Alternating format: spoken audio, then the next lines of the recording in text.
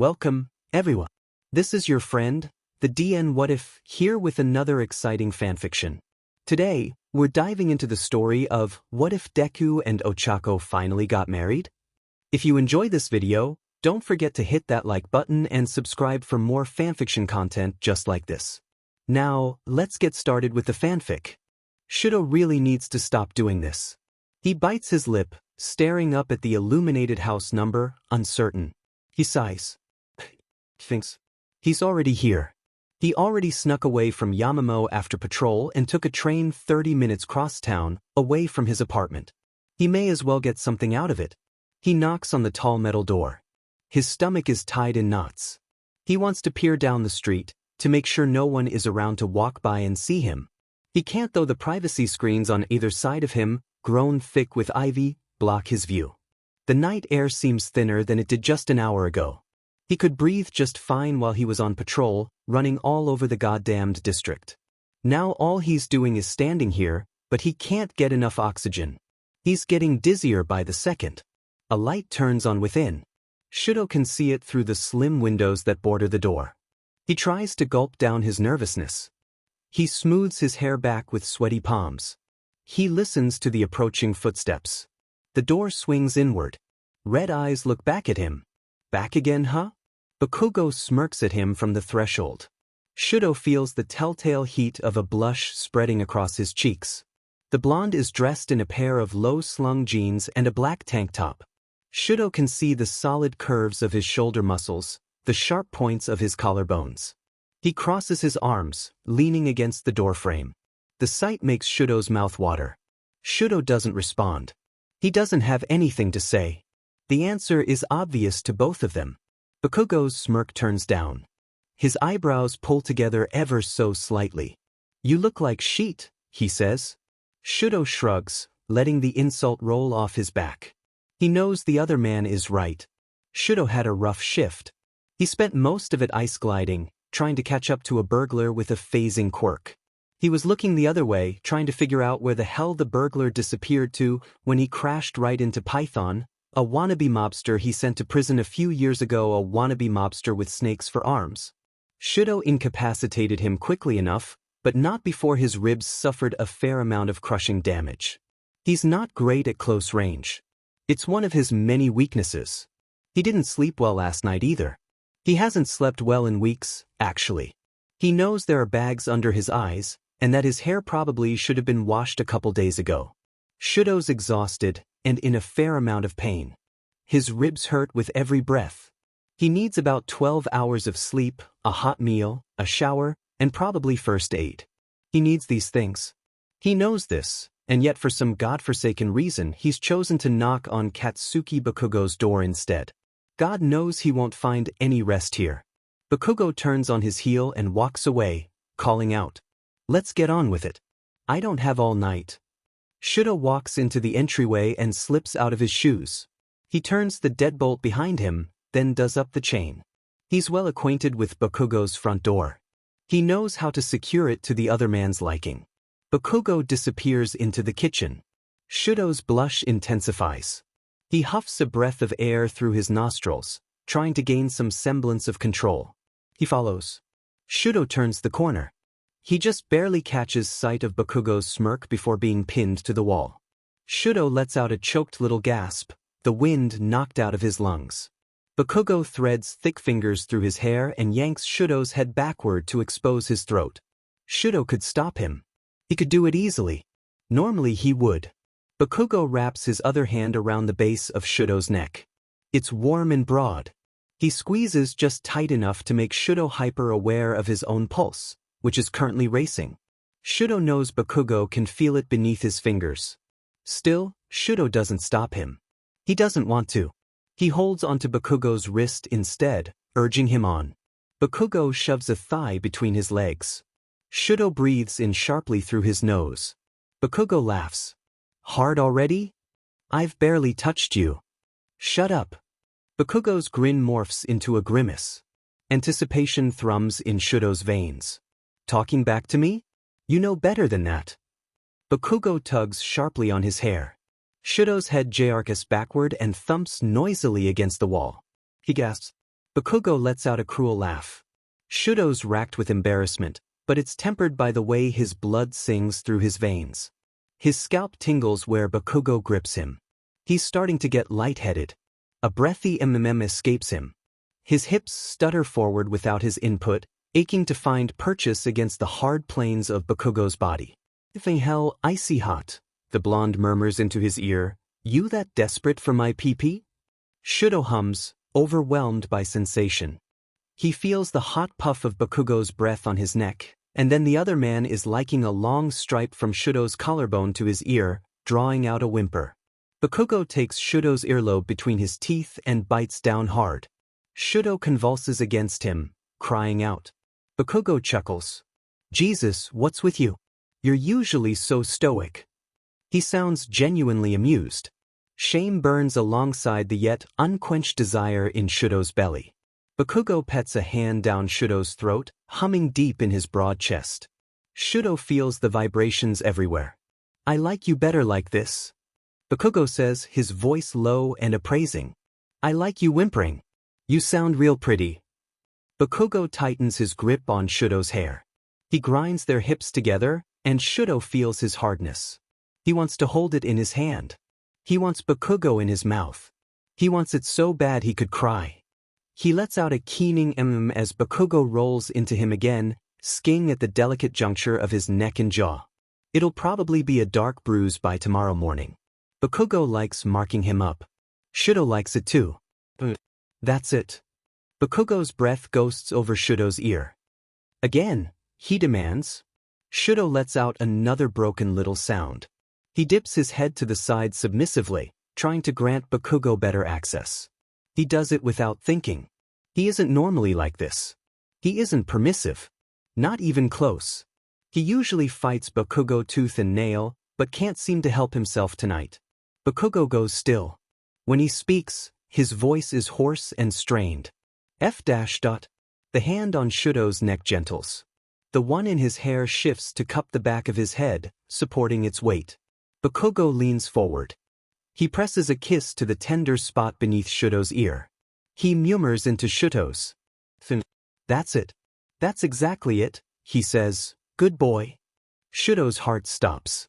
He stiffens beneath Bakugo's hands, forcing his voice into an unfeeling monotone. "Don't talk to me like that."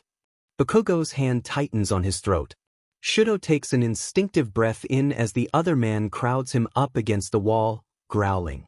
His heart thunders to life, the same way it does whenever he makes Bakugo angry. He loves Bakugo's anger. He craves it. He might be addicted to it.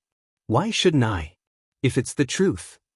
Shudo meets his eyes with as much fire as he can muster, which, at the moment, isn't very much at all. Honestly, Shudo's hanging on by a thread right now. Things have been unusually difficult lately. It's why he needs Bakugo to quit petting him and offering him praise. He needs his violence and his cruel tongue. He needs to be bullied into getting back up. If Bakugo says one more nice thing to him, he might shatter. Shattering is the last thing Shudo is looking to do. Answer me half and half. Bakugo's cutting off a good portion of Shudo's air supply. His head was already swimming now, he can hardly think. Don't you want to be good for me? I think you do. Bakugo lets go of Shudo's neck.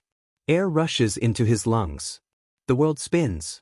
Bakugo takes a rough hold on Shudo through his pants, and Shudo cries out with a broken voice. Bakugo! The doorbell rings. Both men go still.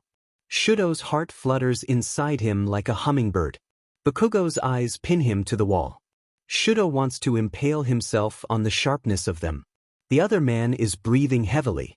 Shudo shifts the tiniest bit. Bakugo growls, holding him even tighter with his hips and hands. Someone's. Shut up, icy hot. There's a knock on the front door. Then, a cautious, muffled, kaken? Bakugo hisses. He steps back abruptly. Shudo almost falls in his absence, but his instincts kick in at the last second and he catches himself, half crouched. They look at one another. Bakugo is wearing the strangest expression, wide eyes with furrowed brows. Shudo isn't sure what it means. Come on, Kaken, I know you're here. You never leave lights on when you're gone. Shudo's gut twists. Izuku's here. He's outside. He's there right now, sounding as light-hearted as ever. Shudo didn't expect to see him for another week at least. He isn't ready to see him. He can't. Idiot. Bakugo calls. Be patient. Bakugo jumps up and down twice, shaking his head roughly. He looks like he's about to walk onto the sparring ground, but he surprises Shudo by opening the fridge and retrieving 2 bottles of lager. Try to act like a normal FING human being, he mutters, cracking them open with a heavy-mounted bottle opener. He takes a deep swig out of one of the bottles, then hands it to Shudo, who stands to take it from him. I don't care. Can I at least have the one you didn't drink from? Bakugo just rolls his eyes and pushes past him into the hall. He looks back over his shoulder, smirking. You might want to sit down. He gestures to the tent in Shudo's pants. Shudo opens his mouth to snipe back, but Bakugo's already headed for the front door. He's going to open it. Shudo didn't even try to stop him. Izuku is on the other side. Bakugo's going to let him in, and Shudo is going to see him not after another week of preparation, but right now. Shudo stumbles to the breakfast bar and pulls out a stool with trembling hands. He really doesn't want Izuku to see him with an Urkton in Bakugo's kitchen. He really doesn't want that. He hears Bakugo undo the latch and chain. Hi. I was just dropping by. What the hell are you doing here? You're supposed to be ifing your round face in Cabo. Kaken. Don't talk about my wife like that. Oh wow, Izuku breaks off, sighing dreamily. Shudo's heart sinks into his stomach. My wife. She's my wife. Can you believe it? Izuku's voice drips with adoration. Shudo wants to die. Bakugo scoffs. Yeah, you two have only been mooning over each other for a decade. Hopefully now I'll get some goddamned peace. You want a beer? Don't you have anything good? Spoiled brat. Your mother raised you better. Nah, she hates beer as much as I do. You're both idiots. Their voices move closer. Shudo feels sick. He pulls out his phone and scrolls aimlessly, trying his best to look casual. He takes a sip of beer as they round the corner. He almost spits it out when he sees Izuku. The other man is so beautiful it hurts. He's wearing the dark blue button-up, one of Shudo's favorites. He's got the sleeves rolled up around his elbows. His freckles are even darker than usual, his skin sun-kissed from 2 weeks in the tropics. Their eyes meet. Izuku's widen, impossibly green. He freezes in his tracks. Shudo feels a blush crawl across his cheeks. Oh, Todoroki-kun. Hello Midoriya. Bakugo nearly runs into Izuku's back. He opens his mouth to reprimand him, but Izuku's shock is quicker. I am sorry. You look I didn't realize. You'd be here. You're here. That's sorta why are you here? Jesus Christ, talk much Deku? Bakugo shoves past Shudo's personal nightmare-made flesh and ambles to the sideboard, where he uncorks a waiting bottle of red wine. He pours a generous serving into a stem glass. Sorry. I'm just surprised. Deku says. He walks to the island and stands across the corner from where Shudo is seated. Shudo's glad for the thick marble countertop. It's hiding a multitude of sins. I really didn't expect this. Izuku turns to look at Shudo. Shudo holds his gaze for a moment, but he can't take it for long. There's too much there, too much unresolved tension. Shudo feels like he's drowning in it. He looks down at the counter. He takes a sip of beer. It's bitter on his tongue. I never dreamed you'd be here. I would have let you know I was coming. Izuku says, voice low. Shudo nods, but he doesn't look up. Izuku hesitates for a moment. Shudo watches Bakugo's hand pause on the wine bottle. He's listening. Somehow, Shudo's blush intensifies even further. It's good to see you, Sho. Izuku says, nearly whispering. Then his large hand is smoothing across Shudo's shoulder, and Shudo is leaning into his touch because how could he possibly not? Izuku pulls him into an awkward cross-table hug, and it's uncomfortable in every way. Shudo loves it. He can smell Izuku's woodsy cologne. He has an excuse to touch the back of Izuku's neck. It takes every bit of DSPLN he has not to sigh audibly. It feels like coming home. Then Izuku pulls away to take the glass of wine from a stone-faced Bakugo. You never answered my question, nerd, he says. You're supposed to be gone for another week. Oh, well, it's sort of confidential. How confidential are we talking? I don't think there are degrees, Kakin. Something's either confidential or it isn't. Izuku leans on the counter and swirls his wine. He sticks his nose into the glass and sniffs, then makes a pleased little sound before taking a sip. Wow, this is really nice. What is it? Hell if I know, you probably gave it to me.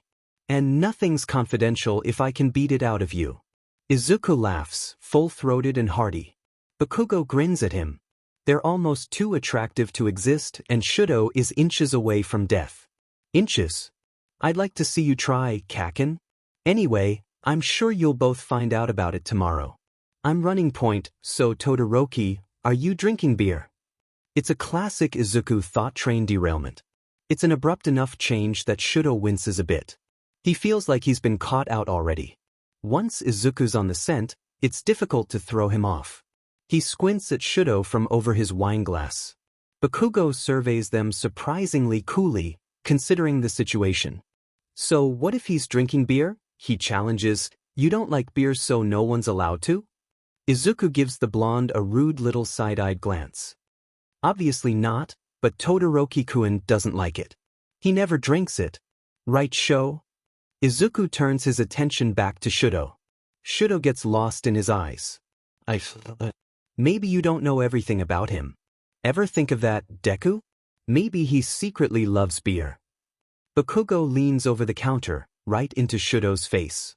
Shudo meets his gaze. Bakugo smirks. I bet you have all kinds of secrets, don't you, Sho? Izuku and Shudo both startle. Hearing Bakugo speak his name so intimately, it's equal parts disturbing and awe. Shudo's so thankful for Bakugo's kitchen island. He needs to buy it a gift.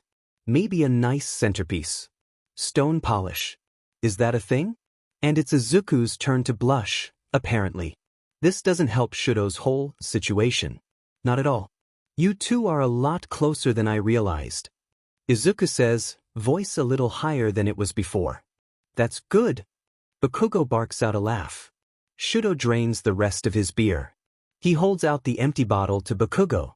I'd like another, please. Bakugo frowns at him, but there's something pleased in the expression. He takes the bottle. Their fingers brush.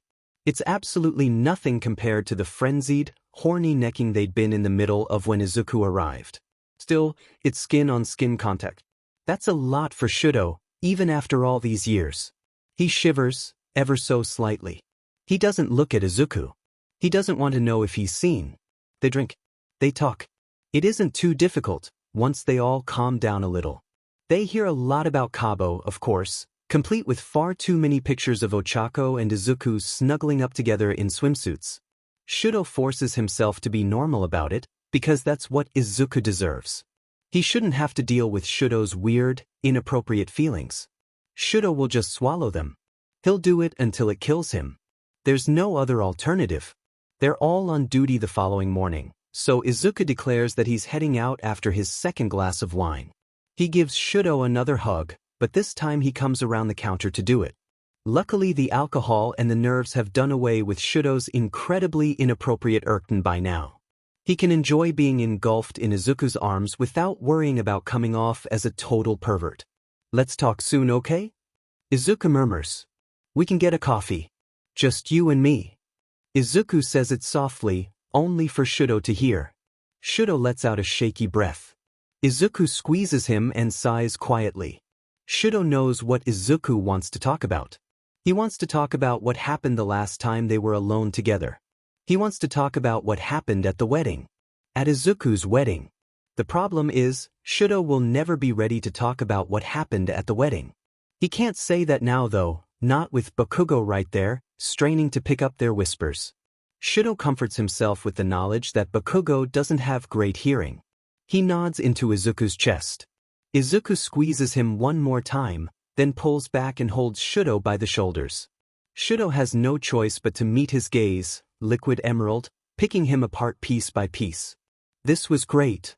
Izuku says. He gives it extra emphasis, and Shudo feels embarrassed at the implication. Izuku turns to Bakugo, letting a bit of puzzlement slip into his tone. I'm still a little confused about the two of you hanging out, but I'm certainly not complaining. Yeah, whatever. Get the hell out of my house, nerd. Oh. Shudo, do you want? Izuku breaks off, biting his lip. The sight would be tantalizing in different circumstances, those straight white teeth pillowed on Izuku's thick lower lip, stained red by the wine. Unfortunately, Shudo can't appreciate the sight. He can't, because he's reeling. He knows what Izuku was about to say. He was about to offer Shudo a ride, like he always does. Or like he always did. He stopped because he doesn't want to be alone with Shudo. Because of what happened at the wedding. The silence hangs over them, heavy and full. Bakugo frowns, looking back and forth between them with suspicion. Izuku lets out a strained little laugh. Lost my train of thought there. What was I saying? I don't. Cheeks literally F'd your brains out, huh? Good for her, Bakugo says. She took one for the team. Shudo just barely resists the urge to bury his head in his hands. He takes another long swig of beer. He's halfway through his fourth now. Bakugo crowds Izuku into the hallway, and Shudo listens to their voices bounce off the high ceilings. Kaken, you can't just. I can and I did. Didn't I just tell you to get out of my house? What are you still doing here? But, Todoroki, Icy Hot and I were doing something before you interrupted us, nerd. And it's important that we finish, so. Scram. What were you doing? That's classified. You're the worst, Kaken. And proud of it. The door opens. Izuku calls out. I'll see you tomorrow, Sho. It slams shut. Shudo can hear Bakugo grumbling as he does up the latch and chain. Shudo doesn't look up when he comes back into the kitchen. He stares down into his beer, which he's clenching tightly with both hands. Bakugo watches him from the threshold for a moment. The blonde sighs, then walks over and pries Shudo's hands off the bottle. He sets it down by the sink, alongside his own. He washes Izuku's discarded wineglass. Shudo has the insane urge to stop him. Izuku's lips have touched that glass, over and over. If Shudo were to drink from it, it might be sort of like. Shudo presses his hands into his eyes, choking on the pathetic noise that bubbles up from his throat. Bakugo turns off the water. He doesn't speak. Shudo listens to the tap drip, trying to regain his sanity. Then Bakugo's back. He's back and he's between Shudo's legs. He's pulling Shudo's hair. He's bending Shudo backwards at an impossible angle over the countertop. He's growling against Shudo's skin. He's digging his nails in. He's leaving marks. He's making Shudo forget. Shudo lets him. Katsuki follows the same routine every morning. He gets up the second his eyes open. He changes into workout gear, then immediately launches into a half hour of stretching. Next he hits his home gym for cardio intervals, weight training, and conditioning. He showers, shaves, gets dressed and makes himself a bomb-butt breakfast, which he then eats while reading the newspaper. In order to do all of this and still have time to make it to the coalition building early, he has to get up with the sun. It's become habitual at this point. He can't stop himself from waking up at the butt crack of dawn. He doesn't even need an alarm. Usually he goes to bed early to accommodate this. The squad has always given him a ton of shit for it, but Katsuki doesn't care. He likes living this way. It suits him. He's always been attracted to extremes. Unfortunately, owing to that attraction, Katsuki occasionally screws himself over. It's usually when he's keyed up, either angry or horny.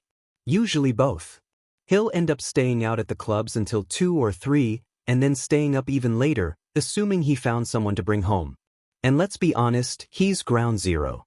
He always finds someone to bring home. He tries to plan ahead for these nights. He can usually feel them coming on. He'll lose his temper at work, shout at a civilian, do some unnecessary property damage. He can get away with that kind of thing now, being the number 5 hero has its perks. Still, he tries to avoid it. There are other, more satisfying outlets for Katsuki's aggression. He'd much rather get off with a hot stranger than get sued by the city. It's a win for everyone involved. So, when Katsuki feels stressed out, he schedules a day off and goes out. He stays up late, gets his rocks off, and sleeps in afterwards. An occasional indulgence. It's become another part of his routine. Just one more cog in the well-oiled machine that is Katsuki's awesome, bad but life. Unfortunately, someone's thrown a wrench in the works. The same someone who is currently asleep in Katsuki's bed. Katsuki didn't plan to stay up until 3 a.m. fang the living daylights out of Shudo Todoroki. He's supposed to be getting up. He's supposed to be working out and showering and reading the news. He's supposed to be doing these things, but he can't. He can't even get out of bed. He's too busy raking his eyes over Todoroki's graceful form. He's too busy trying to convince himself not to touch him. The man is disturbingly good-looking. He's like a fing pop idol, all high cheekbones and full lips and smooth, pale skin. Even his scar is attractive, contrasting so starkly against the white of his hair, the piercing blue of his left eye. Katsuki wishes he could see his eyes. He can't though, because then Icy Hot would be awake and he would immediately get up and put his clothes on, and then Katsuki wouldn't be able to look at him anymore. Katsuki doesn't want him to move an inch. He's laid out perfectly. Katsuki's expensive sheets are pooled around his hips. He's got one lithe arm thrown over his eyes, blocking out the world. The position exposes the long, pale line of his neck, interrupted by the dark bruises Katsuki marked him with last night. They continue sporadically down his toned chest and stomach.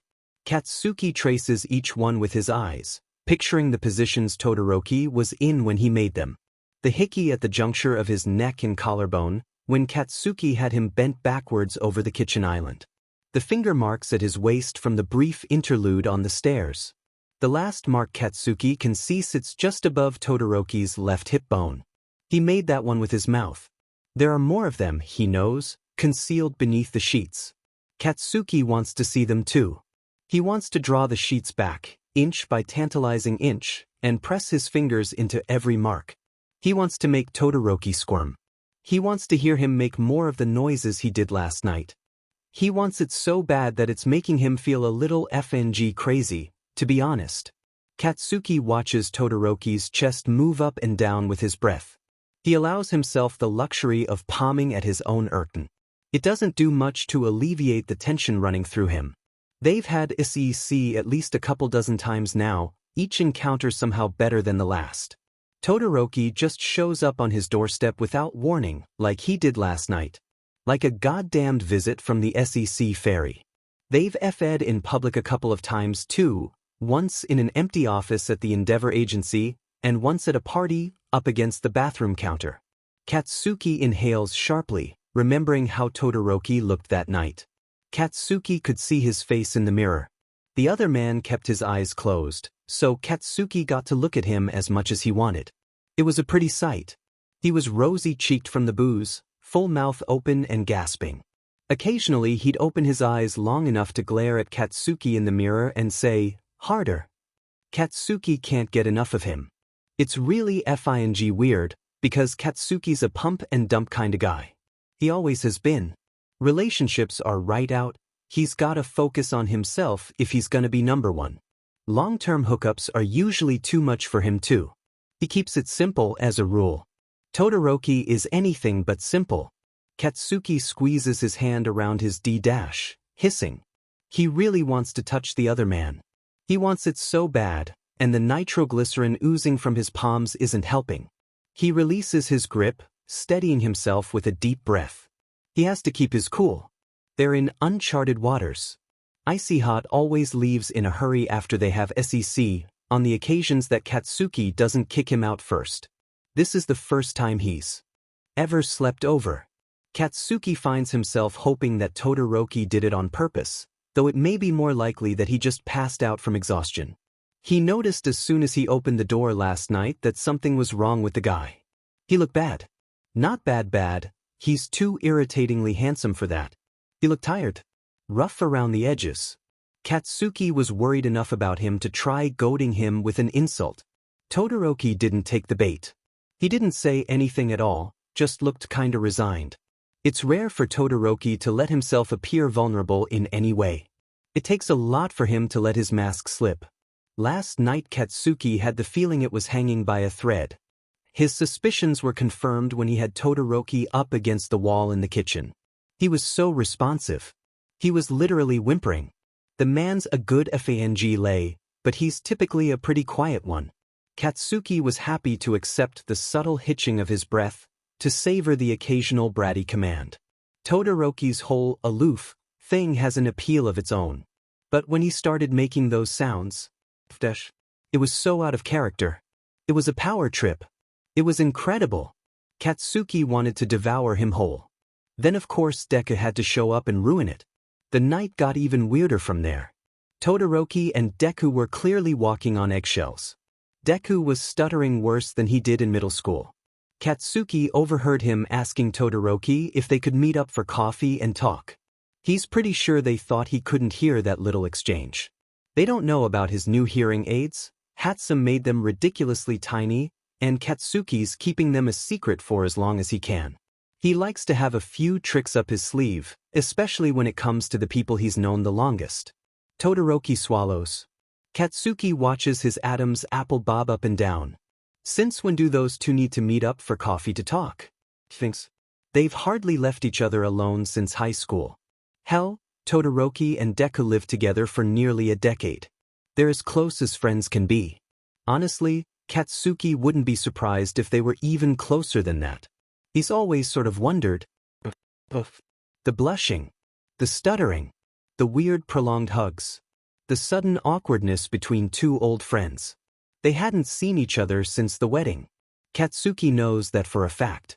Deku and Roundface left for Cabo the very next morning, and they weren't supposed to be back in the country for another week. Come to think of it, Todoroki left the reception early. Deku said that he left because he was feeling sick, which struck Katsuki as strange at the time. After all, he spent all day with Icy Hot. They drank, they got dressed, they listened to Deku cry. They took pictures. They listened to Deku cry again. Hell, Katsuki stood right next to him throughout the entire ceremony. He seemed fine. Well, he seemed physically fine, anyway. He was uncharacteristically emotional though. Not that it didn't make sense, he was the best man, and he's a total loser who didn't have any friends until he met Deku, so it was probably a big deal for him. He kept covering his eyes with his hands, or turning away to look at nothing. He must have been going through something. He only hides his face like that when a feeling is so strong he can't conceal it. Not that Katsuki's noticed. Katsuki's heart starts to race as he remembers another damning fact. The first time Katsuki and Icy Hot had in the bathroom at that party. It wasn't just any party. It was Deku and Roundface's goddamn engagement party.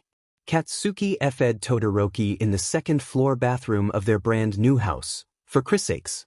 It was right after Deku's teary-eyed toast. The happy couple was still kissing, surrounded by their applauding friends, when Todoroki clenched a hand around Katsuki's wrist and dragged him up the stairs. Katsuki thought he was trying to fight him at first. He was pleasantly surprised when Todoroki dropped to his knees instead. Katsuki didn't question it. He's always wanted to get into Icy Hot's pants. It would have been crazy to turn him down, especially considering where they were. Katsuki isn't really the type to overthink, especially not when faced with such an easy opportunity to defile Deku's property and have a great time doing it. Todoroki takes a breath, chest hitching. He sighs it out. The arm covering his eyes slips back onto the pillow. His eyelids flutter. His eyebrows gather together ever so slightly. He's still asleep. Dreaming. His hips twitch. Aizu. He breathes. He drags out the final vowel, his voice breaking at the very end. Katsuki can't take it anymore. He doesn't give a shit about Todoroki's feelings for the nerd. He truly could not care less. He doesn't even care that Todoroki has, apparently, been using him for SEC to distract himself from said feelings. As long as Katsuki gets to touch Todoroki, the half-and-half loser can have feelings for whoever the hell he wants. Katsuki doesn't do feelings anyway. But this is too far. Todoroki's not allowed to have SEC dreams about fang Deku. Not in Katsuki's bed.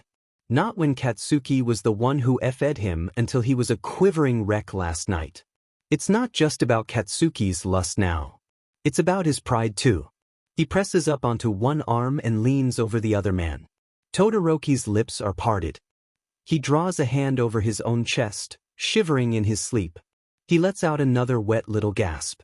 Katsuki rests his thumb on Todoroki's bottom lip. The other man makes an expression Katsuki's never seen on him before. His eyebrows pull together and raise all at once, a euphoric frown. Like Katsuki's touch feels so good that it hurts. Katsuki likes this face. He likes it very much. He wonders, for a moment, if Todoroki's ever made this face for Deku. Then Todoroki sighs. His breath ghosts around Katsuki's thumb, hot and moist. F&D hell. Katsuki mutters. He pushes his thumb past Todoroki's lips. The other man opens his mouth, accepting the intrusion eagerly. Katsuki breathes sharply out his nose, gathering his wits. He doesn't really succeed. He's painfully turned on. He's working on pure instinct when he presses down on Todoroki's tongue, sliding his thumb in past the second knuckle. Todoroki ins in response, the sound muffled around the girth of the digit. Katsuki says. Todoroki opens his eyes. He opens them, gray and blue, and for a split second Todoroki looks up at Katsuki like he's God. Utter adoration. The pupils of his mismatched eyes are blown wide. The corners of his mouth are turned up on either side of Katsuki's thumb. He looks punch-drunk, deliriously happy. Katsuki feels like he's on FNG uppers. Then Todoroki's eyes go wide. He inhales sharply. He goes rigid. He tries to speak, and Katsuki feels his throat convulse. They both make sounds, a shared, chest-deeping. Todoroki digs his fingers into the sheets, hips stuttering. Katsuki arches closer to him, pressing their bodies together. Then Todoroki slaps a hand around Katsuki's wrist. His palm is warm. It's hot. It's too hot. It's seconds away from bursting into flame hot. Katsuki flinches back, taking his thumb along with him. Icy Hot rolls to the side of the bed and sits up, clutching the sheets around his waist. For a moment, utter silence. Silence so thick that it's got physical weight. Katsuki feels like he's wearing his conditioning vest. He feels like he's just run a 10K wearing it. Finally, mercifully, Todoroki clears his throat. It's morning, he says. Katsuki frowns at his back. His voice sounds off. To the untrained ear it would come off as completely nonchalant, but Katsuki knows better. He wishes he could see the other man's face. Maybe then he could piece together exactly what Todoroki is thinking. Yeah. Katsuki replies. Todoroki's shoulders tense further. Katsuki tries to keep his breathing slow and even. Usually he's quite adept at this. Right now it's proving far more difficult than usual. He's struck with the sudden, ridiculous, irrepressible urge to make sure Icy Hot's okay. He inhales and the air feels jagged in his lungs. Are you Dash? What the hell was that? Todoroki's voice is sharp. It's never sharp. It's supposed to be round and mellow and infuriatingly calm. Katsuki feels the sick rush of anger rise up in his chest. What? He asks, sharpening his tone to match. You miming around my thumb like a were? Todoroki goes completely still. Katsuki tries to bite back his rage. I was asleep, Bakugo. Yeah. You were dreaming too. Looked like you were enjoying yourself. Icy Hot stands up and marches straight into the master bathroom. Katsuki only gets a brief glimpse of his horrible, perfect but before he's slamming the door shut behind him. Who are you dreaming about, Icy Hot? Katsuki yells. Todoroki doesn't answer. I can hear you thinking. Ochako says. Izuku sighs, rubbing a palm up and down her bare arm. She snuggles closer to him, peering up from where she's resting on his equally bare chest. Her eyes are gorgeous, wide and inquisitive and warm. He can't help but lean down to press their lips together. She hums happily, opening her mouth for him. Izuku breathes in her scent, sweet pea and powder. He pressing her closer with strong arms. Their tongues slide together, lazy and content. Then his wife makes an abrupt noise in the back of her throat. She pulls away and swats him on the arm. Hey, you're trying to distract me. Izuku gives her an innocent look. She gathers the comforter over her shoulders and clambers on top of him, straddling his hips. The comforter shields his sight, but Izuku can feel her nakedness stretched astride him. He buries his large hands beneath the sheets, taking hold of her rear and squeezing. She pouts down at him. Bad, Deku, she says, extracting a hand from under the blanket to point at him. In my defense, you're irresistible. Her face lights up in a blush. She's perfect. His wife. Oh shush, she says, hiding her face with handfuls of comforter. I know what you're trying to do, and it won't work. Ochako-chan? It already worked. We're married. She seizes a pillow to pummel him with. He can't avoid it. Her strong legs are wrapped around him, and his hands are busy doing better things than fending off a pillow attack. He lets out an oof as it thwacks down over his face, then he laughs. That's not what I meant, you stinker. She lets the blows rain down. Izuku takes it like a champ. The way she's flexing her hips to perform the attack more than makes up for the humiliation of defeat. Izuku lets his hands creep up her sides to skate gently over her ribs. She inhales sharply and the pillow barrage pauses. Izuku Midoriya, don't you dare dash. He tickles her. She screams with laughter, and Izuku relishes the indignant joy in her eyes. No. Do you? She tries to get away. Luckily Izuku took the precaution of threading their legs together. Between that and his hands around her torso, she's stuck. Izuku is very glad. She's bouncing up and down in her attempts to escape, and he really doesn't want her to stop. He tickles her mercilessly. She wiggles and laughs until she's gasping, tears leaking from the corners of her eyes. Izuku watches her throw back her head, eyes catching on the wet gleam of her lower lip. She rocks back and forth on top of him. He's hard in an instant. He smooths his palms over her ribs, increasing the pressure of his touch. Her breath catches in a different way. He cups her right birsty, rolling the small upturned NPL between his fingers. His wife grinds down against him, purposefully this time. They both gasp. Izuku surges upward, abs flexing. He curls an arm around her waist and lifts her up with his hips, settling them back against the headboard. It's the perfect position. It puts her squarely in his lap, his head level with her chest. He closes his mouth around the same NPL his fingers just brought to attention. Ochako rolls her hips, whimpering. Her chest heaves. She's still out of breath from the onslaught of tickling. Izuku has to chase her NPL with his mouth. He finds it again and SCKS hard. She bucks against him. Izuku! She threads her fingers through his hair, pulling the tiniest bit. He groans at the sensation.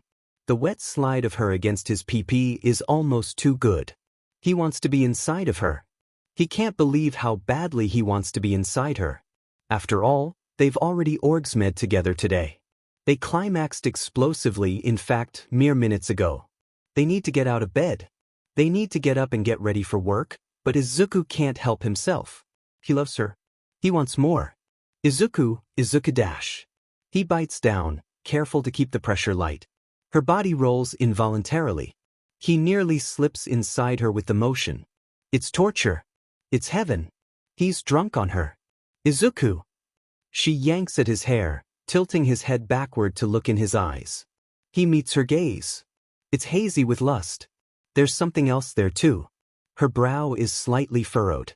She's got that analytical look about her. She's also blushing to the tips of her ears, though. So Izuku's not too worried about it. I love having a see with you dash, she says. Yeah. His moves up into her and she takes a wet, jagged breath. Tell me more. She removes one of her hands from his hair and presses it against his chest. He looks down at it, so small and capable. He kisses her fingers, drawing her tight against him. She inhales sharply. Izuku, wait. He lifts his head to look at her. Their eyes meet. The dewy lust has disappeared from her face. Her gaze is pointed. Serious. He freezes. She sighs, shoulders slumping. Sheet, he says, breathless. He releases his grip, hands hovering an inch away from the curve of her biceps. Are you okay? I'm so sorry, I should have dash. Shoo. She leans down to kiss him. He makes a small worried sound against her mouth. She pulls away and holds his cheek in her hand, rubbing their noses together. I'm fine, babe. I just want to talk to you. Kinda hard to do when you're ravishing me. Right, of course. Putting the ravishing on hold. Here, dash. He reaches behind her and draws the comforter around them, holding it closed across her bare chest. She hums, lacing her hands behind his neck. She rests her forehead against his for a moment, then leaves a kiss in its place. "You're the best, Izuku." He shakes his head, smiling at her from beneath a furrowed brow. He reaches up to tuck a strand of hair behind her ear. "Nah, that's you." She lifts a single eyebrow, as if to say, "Really?" He decides to change the subject before she can chastise him for being self-deprecating. "What do you want to talk about?" he asks. "I can tell you're worried about something. I want to know what it is." He sighs. She takes the comforter from him and folds the ends down beneath her armpits. He lets his hands fall to the swell of her thighs, locked on either side of his hips. They're covered with the comforter now, but he can still feel the strength of her muscles through the fabric.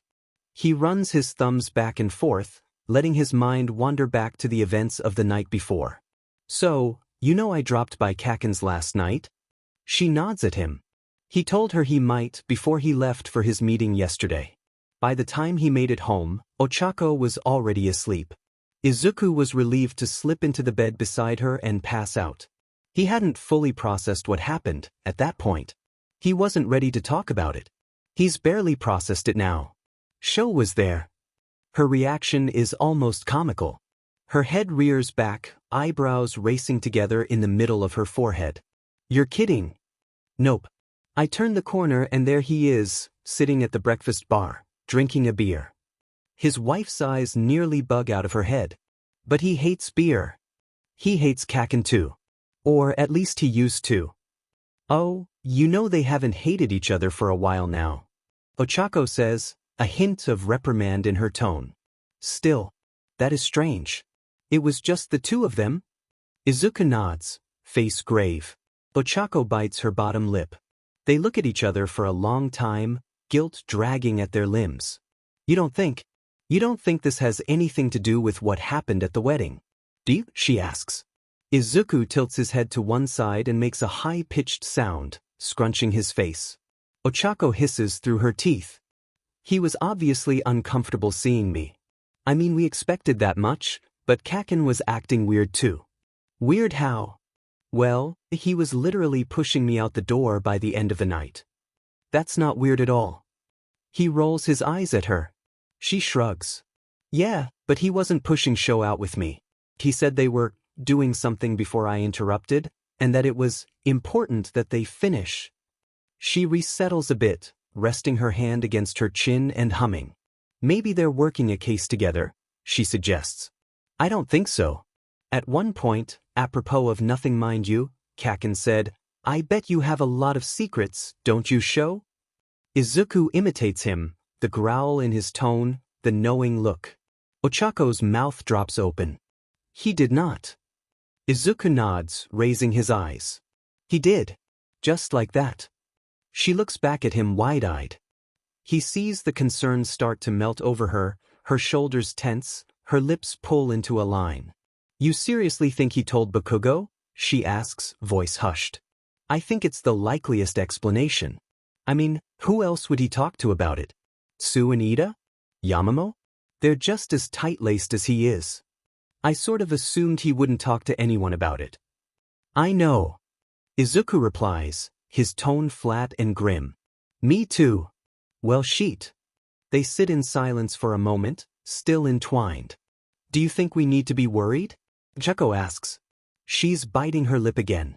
Izuku takes her hands and holds them between his own, bringing them up to his mouth to kiss them. He sighs into her fingers. "No, I don't," he replies. "We can't be sure that Shudo told Kaken, and even if he did, it's not like either one of them is gonna run a smear campaign. I'm not sure if Sho even knows that you know. Hell, he probably feels guilty." She steals her hands back to cover her eyes. The motion jostles the comforter loose. Izuku fixes it for her, listening to her groan. I know. I have to talk to him. I still can't believe he ran off like that." Izuku blushes. "I may have come on a little too strong." She peeks out from behind her hands to give him a wry little smile. "Izuku Midoriya? Never." Izuku can't take that sitting down, so naturally he has to flip her over. Their bodies thwump against the mattress and she laughs. Izuku smiles down at her. She caresses his cheek and then pulls him to her chest, hugging him close. "I'll talk to him today," she says, her voice vibrating against his face. "I should be able to catch him before the briefing." "He looked bad last night," Izuku says, voice quiet. Ochako pets a hand up and down the buzzed edges of his fade. He leans into her touch, seeking comfort. "He looked tired. Sad." She hums. The sound is mournful. They both go quiet. It's a natural state of being for them, worrying about Shudo. "We'll figure it out, babe. This is nothing compared to the other shit we've all been through together. I bet we'll have it squashed by the end of the day." After a bit of strategizing, they come up with a plan of attack. They're going to double-team it as usual. When they arrive at the coalition building, Izuku leaves his wife holding 2 cups of tea by the front entrance. She lies in wait with her Shuto Todoroki bait and Izuku goes straight to the basement, headed for the locker room. Kaken's always there at this time of day, dutifully running maintenance on his gauntlets. Kaken is notoriously difficult to crack, but if anyone can do it, it's Izuku. If Shudo told him anything, Izuku will be able to coax it out of him. Hell, he probably won't have to coax at all. Katsuki will probably start yelling at him about it the moment that he sees him. Regardless, it will be useful information. Maybe Izuku can get some honest perspective on how Shudo's feeling about the whole thing. Izuku shoulders his way through the double doors, checking his watch. They have over an hour until the briefing starts. Should be plenty of time. Kakanadash. He looks up. Katsuki isn't there. Izuku knows it immediately. He sits in the same spot every day, straddling the 2 benches in the center of the row of lockers. It's currently vacant. There's no sign of Izuku's childhood friend anywhere. No gauntlets, no paper cup of black coffee, no carefully hung motorcycle jacket, no helmet sitting on the bench. Katsuki should have been sitting there for 20 minutes already. Katsuki Bakugo's schedule never deviates, unless he's taking the rare day off. Izuku knows he's supposed to be here today. They talked about it 12 hours ago. Something is very wrong here. Izuku says out loud. A door cracks him right across the middle of the back. Izuku winces, crying out. "Ah! What's with you and standing right in front of doors? Idiot!" "Kaken!" Izuku whirls around to face him. He's obviously just arrived. His hair is plastered to his head in places, and there are soft red patches on his face where his helmet pressed into his skin. He pushes past Izuku, scowling. "Out of my way, nerd, I got shit to do." "You're late." Katsuki glares at him, opening his locker by banging on it with a fist. "I'm an hour early, Demas." "Sure, but you're usually an hour and a half early." Katsuki throws his bag into the locker. He turns and pins Izuku with a dissecting look. "What are you doing here anyway? Shouldn't you be lounging in bed eating crepes at this hour?" Izuku squints at him. "Crepes?" he asks, voice uncertain. "Shut up." Katsuki barks, pointing at him. "You're lazy." The blonde crouches and sets his helmet down on the bench before running his hands roughly over his head. His hair springs back to life and Izuku wonders for the millionth time how the hell it behaves like that. It seems to defy the laws of physics at times. Katsuki yanks the fingerprint reader out of its dock. He grumbles something under his breath as he enters his passkey, then presses a thumb to the pad. He goes completely still looking down at it. It beeps as it unlocks, but Katsuki doesn't open the locker. He just keeps staring down at his thumb on the reader, looking at it like it murdered his mother. It beeps again. "Kaken, it's unlocked." Katsuki jumps, turning to look at him, then quickly rolls his eyes and looks away again. "Ifing no, Deku," he says. His movements become slower and more measured as he removes his gauntlets from lockup. Izuku is extremely glad of this. Katsuki hasn't been this worked up in a while. It was starting to make him nervous. "I wanted to talk to you about last night," Izuku says.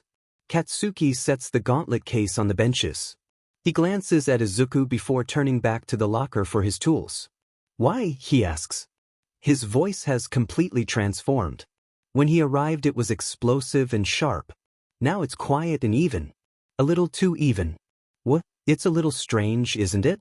The two of you hanging out? I was just wondering. No, Katsuki interrupts.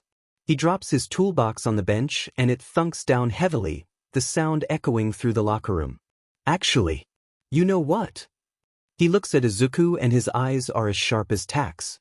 His mouth is pulled into a grimace as he spits, "F off.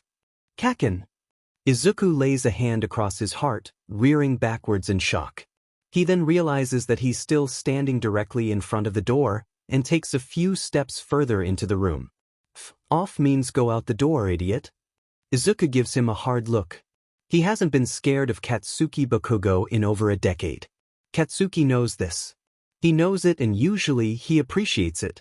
The fact that Izuku's childhood friend is working so hard to intimidate him is a bad sign. Izuku crosses his arms, standing his ground. "You're testy this morning," he says.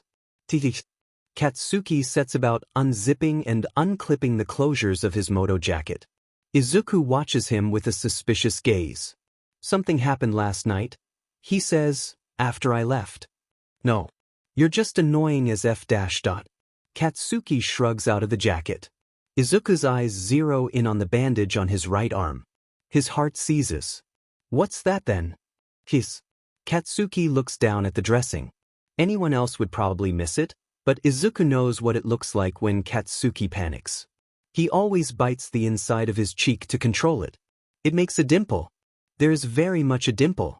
The dimple is as clear as day. Katsuki shrugs and hangs his jacket over the door of his locker. "It's old. You've been gone for 2 weeks, remember?" Izuku furrows his brow.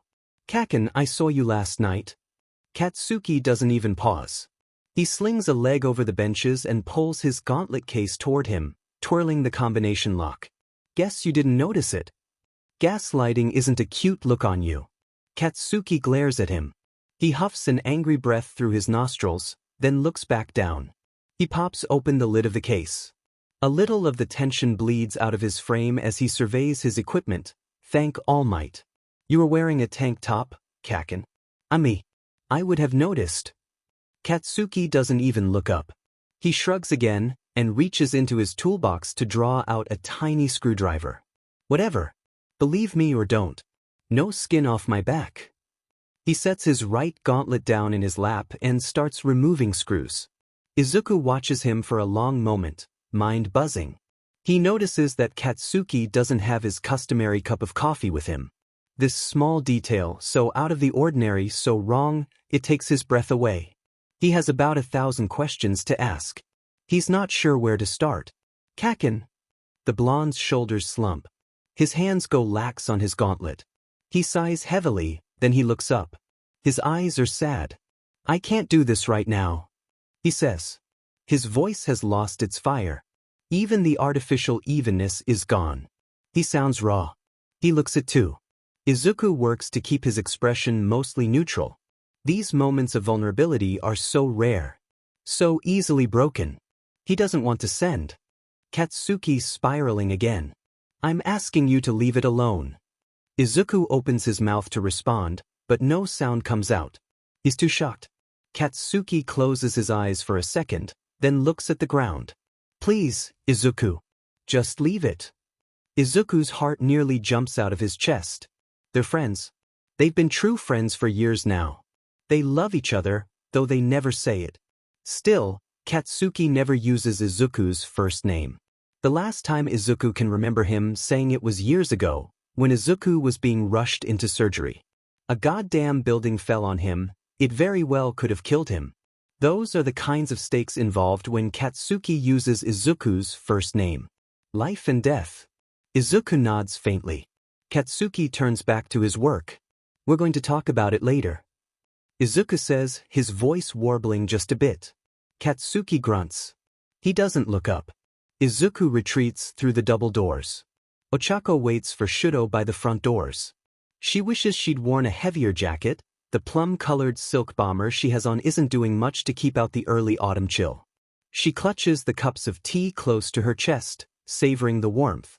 She sits down on one of the tall stone planters that border the front walkway, but quickly stands up again. It's too cold for comfort, and she's buzzing with energy anyway. She shuffles from foot to foot, waiting. Bakugo's the first person she sees. This is a surprise, considering he's supposed to be in the locker room already. Normally she'd be excited to give him shit for running late according to his own standards anyway, but she can't bring herself to feel much excitement at the moment. He tears around the corner on his stupidly noisy motorcycle and plunges right down into the sunken parking garage without so much as a glance her way. She frowns at the trail of exhaust he leaves behind.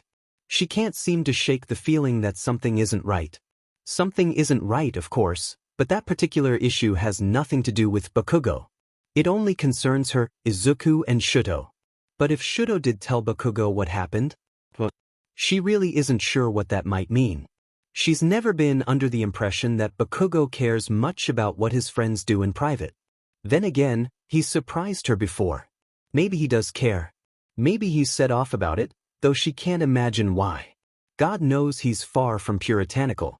She huffs a breath out her nostrils and shakes her head, trying to dislodge the anxiety encroaching on her. It's a beautiful fall day. She's married to the love of her life. She's an elected leader of the brand New Heroes Coalition, and her operation proposal has finally gotten the go-ahead. All she needs to do is talk to Shuto and smooth things over. He's one of her best friends. He'll understand once she explains. Everything's going to be fine. She exchanges pleasantries with a few other early birds as they enter the building. She has to put the tea down to return handshakes, Best Jeanist and Ryukyu, and hugs, Ida, Tsu, and Mirio. Everyone she talks to asks why she's here and not enjoying the final week of her honeymoon. She waves off the question each time it's asked, explaining that they'll find out soon enough. She shows off a couple work-friendly photos from their trip to Tsu and Ida, mostly the ones from the day they spent ziplining. At the end of the slideshow, Ida claps her on the shoulder, grinning. It looks like the two of you had a fantastic time. Not that I'm surprised. You've always been so well suited. I've said it from the very beginning. Ida removes his glasses and draws out a handkerchief to clean them, a clear sign that he's getting emotional. The other clear sign is the monologue he's launched into, waxing on about Ochako and Izuku's great love, destined by fate. Tsu leans over to mutter into Ochako's ear while he speaks. He's been like this ever since the wedding. I'm losing my mind, Karo. Ochako giggles and Tsu smiles at her, eyes wide with exaggerated frustration. Think there's a proposal in your future, Tsu-chan? Tsu's eyes somehow get even wider. Ochako laughs, pulling her in for another hug. Ida's speech abruptly cuts off as he embraces them both with vigor, sniffling. Then he makes a noise of concern, pulling back to cup Tsu's cheek. Darling, you're cold. Let's get inside and warm you up before you start hibernating. I'm fine, Tenya. Yurarka-kun, why don't you come with us? I saw on the roster that you're leading the briefing today. You can instruct me how to set up the room to your liking. You're the best, Ida. I think the typical presentation arrangement will be fine. I should be up soon, but I was hoping to catch Todoroki-kun for a quick chat first. Ochako glances over at the sidewalk, searching for red and white hair. When she turns back to her friends, their faces have turned grave. Her pulse picks up. She takes a deep breath, trying not to panic. What? She asks. What is it? Ida and Tsu exchange a look. It's nothing, really, Tsu says, tilting her head to one side in thought. It doesn't look like nothing. Ida sighs, wrapping an arm around his girlfriend's shoulders. Todoroki-kun has been rather distant. He hasn't shown up to any gatherings recently. Yaoyorozu says he's been acting strange on patrol as well. We're all a bit worried about him, I'm afraid. Ochako's heart falls into her stomach. It floats there queasily as she tries to come up with something to say. All she ends up managing is a soft, oh. Tsu sighs and burrows a little further under her boyfriend's broad shoulder. We've tried to get him to talk, but you know how he is, she says.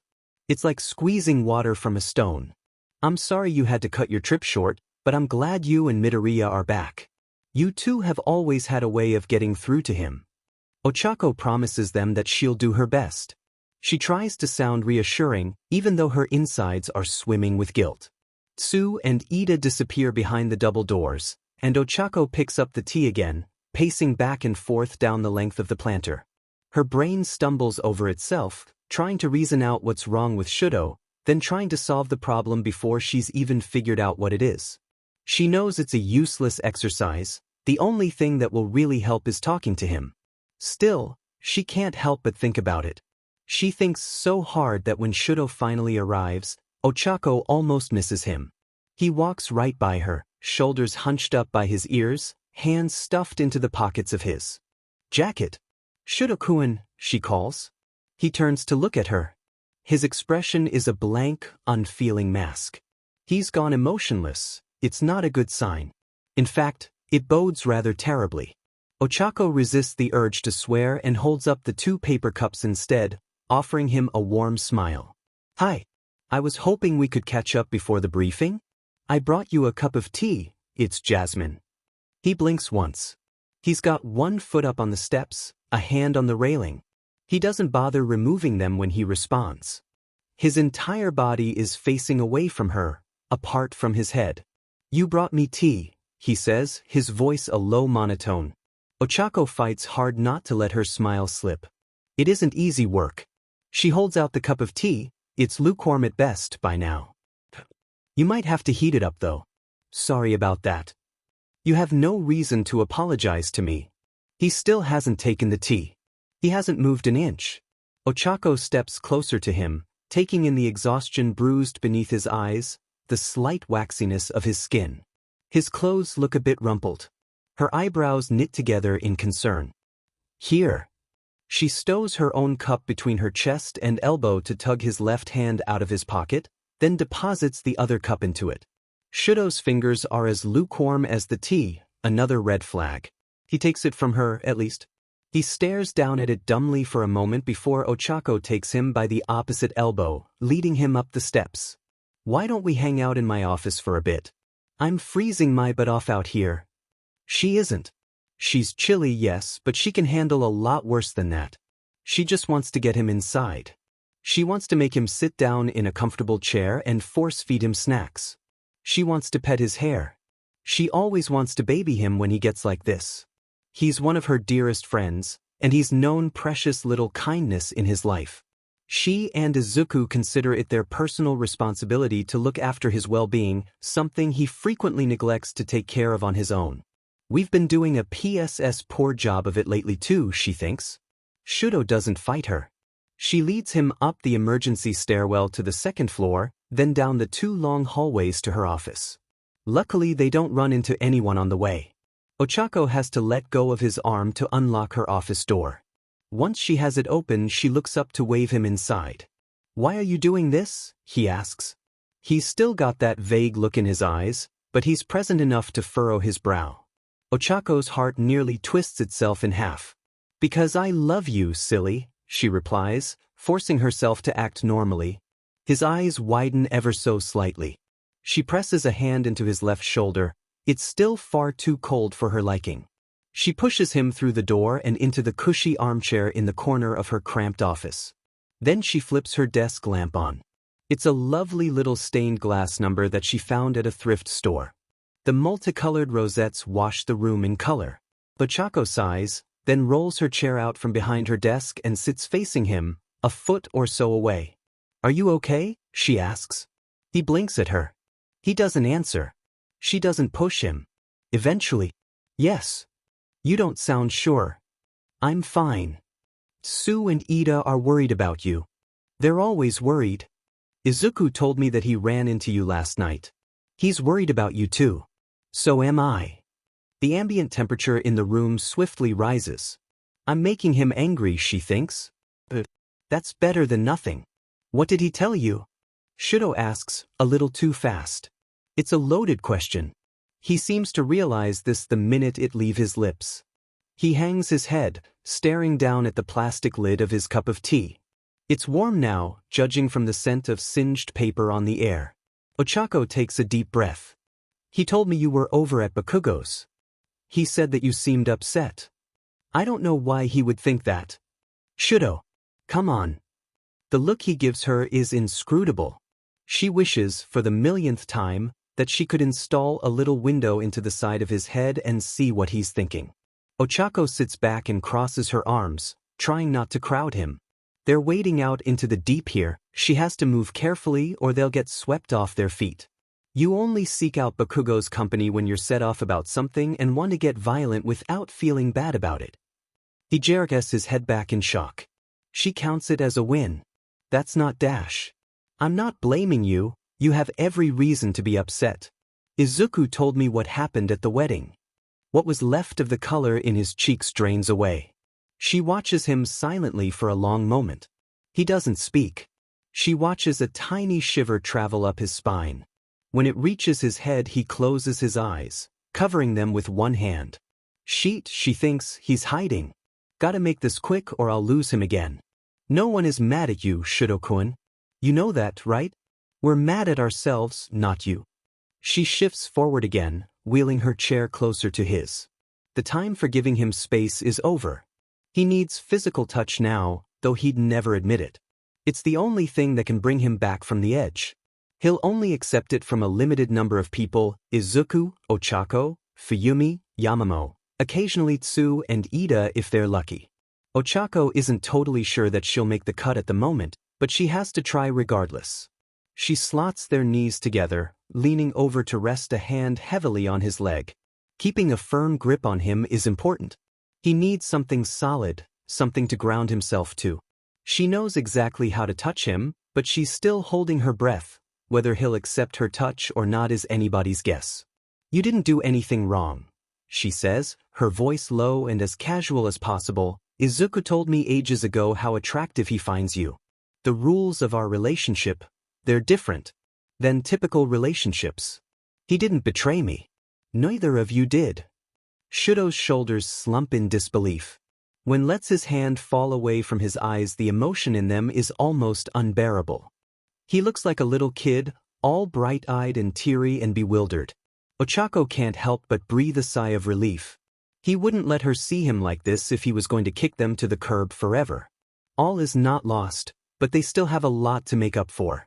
We betrayed you though. Izuku should have exercised better self-control. I should have called you the moment he told me and reassured you that I wasn't upset. We wanted to give you your space, Sho. We didn't want to smother. It's no excuse, obviously. You deserve better than that.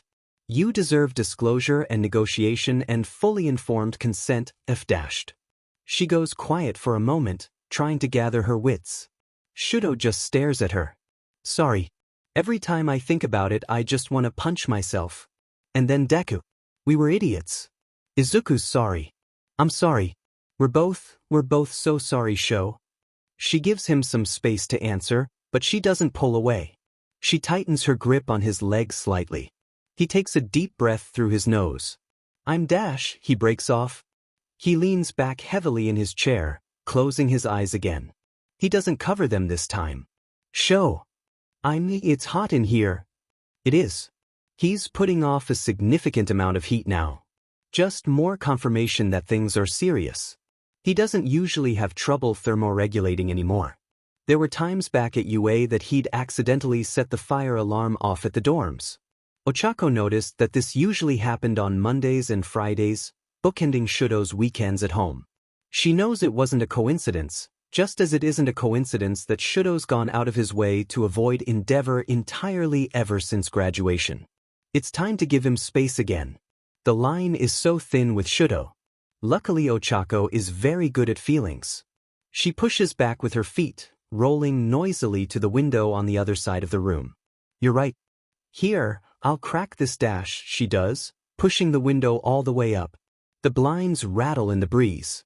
Why don't you take your scarf and jacket off? She lingers by the open window, taking a deep breath of clean, crisp air. It's a good cool-down moment for her, and she knows Shudo needs a moment to himself anyway. Her office looks down on the front walk. She watches Kirishima pace in front of the stairs, talking on the phone. His face is grim. She wonders who he's talking to. Thank you, Shudo says quietly. Ochako watches Kirishima for a little longer as a bit of the guilty weight lifts from her heart. I didn't, Dash, Shudo breaks off again, thinking. Then he lets out a tiny sigh. I'm relieved. I'm so glad to hear that, she says. She swivels around to face him. We were terrified that we'd lost you, to be honest, Dash. She's lucky that he isn't looking at her, because her eyes go wide as saucers when she sees him. He's turned to look at the picture of the three of them on Ochako's desk, the one from their first week on the job as pros, Ochako and Izuku standing on either side of a shell-shocked looking Shudo, embracing him tightly. Current Shudo still looks tired and pale, but the corners of his lips are turned up. It's rare enough to see him smile, but this isn't what shocks her. No, what shocks her is the dark purple bruise on his neck. Her mind races trying to justify it, but she can't. The placement of it, just below the juncture of his jaw and his ear. The slightly darker edges, shaped into the unmistakable pattern of teeth. He didn't get it from a villain on patrol. There's only one thing that mark could mean. You'd have to treat me a lot worse than that to lose me, he mumbles. Ochako's heart sinks into her stomach like a stone. Shudo takes a deep breath. He sighs it out. It's a bit shaky, but then again, it's the first breath he's been consciously aware of all day. He hasn't been present enough to feel himself breathing, not since he woke up with Bakugo's thumb between his teeth. He still can't put a finger on exactly what he was feeling then. Anger, arousal, anxiety, all of these things and more, His emotions carried him away. They carried him so far, in fact, that he hardly remembers how he got here, nestled into the squishy chair in Ochako's office. It's not unprecedented for Shudo to lose time. He tries to avoid it, but he suspects that he's been doing it a lot recently. Things have been hard since Ochako and Izuku announced their engagement. Shudo can't deny that. So, Shudo's feeling a lot. He's feeling a lot and he's never been great at that. It's better. He knows that much. Right now is much better than this morning. He's a little shaky, sure. More than a bit overwhelmed. But it's good this time. He stares down at the picture on Ochako's desk, fondness curling the corners of his mouth. They smile back at him, a young Shudo and his two best friends, glued together at the sides. The way it's supposed to be. Ochako sighs, and Shudo hears the sound of her office chair swiveling around to face him. We were terrified we'd lost you, to be honest dash. You'd have to treat me a lot worse than that to lose me. Shudo says. He's glad she apologized, though it obviously wasn't necessary. Shudo was sure he'd lose her for good over this. He's still uncertain if he actually deserves her friendship, but that won't stop him from clinging to it like a shipwrecked sailor. He buzzes through the circumstances once more, trying to make it all make sense. Ochako said that Shudo did nothing wrong. She said that she knew that Izuku is attracted to... She knew. She knows what he and Izuku did. What Shudo tempted Izuku into doing. A chill races down his spine before he reminds himself that somehow, Ochako doesn't care. She doesn't mind. She's actually okay with it. Shudo should remind her that he didn't know she'd be okay with it when it happened, even if Izuku did. In fact, he was certain that he was ruining all of their lives that night. It didn't stop him. By Shudo's calculations, he's still very much a traitor. He's not going to push his luck fighting her on it though. He's happy enough just to be in her good graces. Sho. Her tone has changed. Shudo isn't sure what it means. He looks up and sees wide eyes beneath her furrowed brow. Is that Is that a hickey on your neck? For a moment, his mind goes completely blank. Then it stutters back to life and he slaps a hand over the mark. No, Shudo says. Ochako knits her eyebrows together. He thinks she might be upset. What is it then? She asks. Her voice is soft. He can't detect a trace of reprimand in it. Maybe she isn't upset after all? Or maybe she's just the quiet kind of upset. Shudo can't sense that kind of upset as easily. He isn't sure what to say. He wants to make things better. He could lie, but it doesn't seem right to do that to Ochako, especially after the conversation they just had. It's a hickey. Yes, he answers. The word tastes strange coming out of his mouth. He doesn't like talking about these kinds of things. His skin prickles uncomfortably. Apologies. I was surprised. I forgot it was there.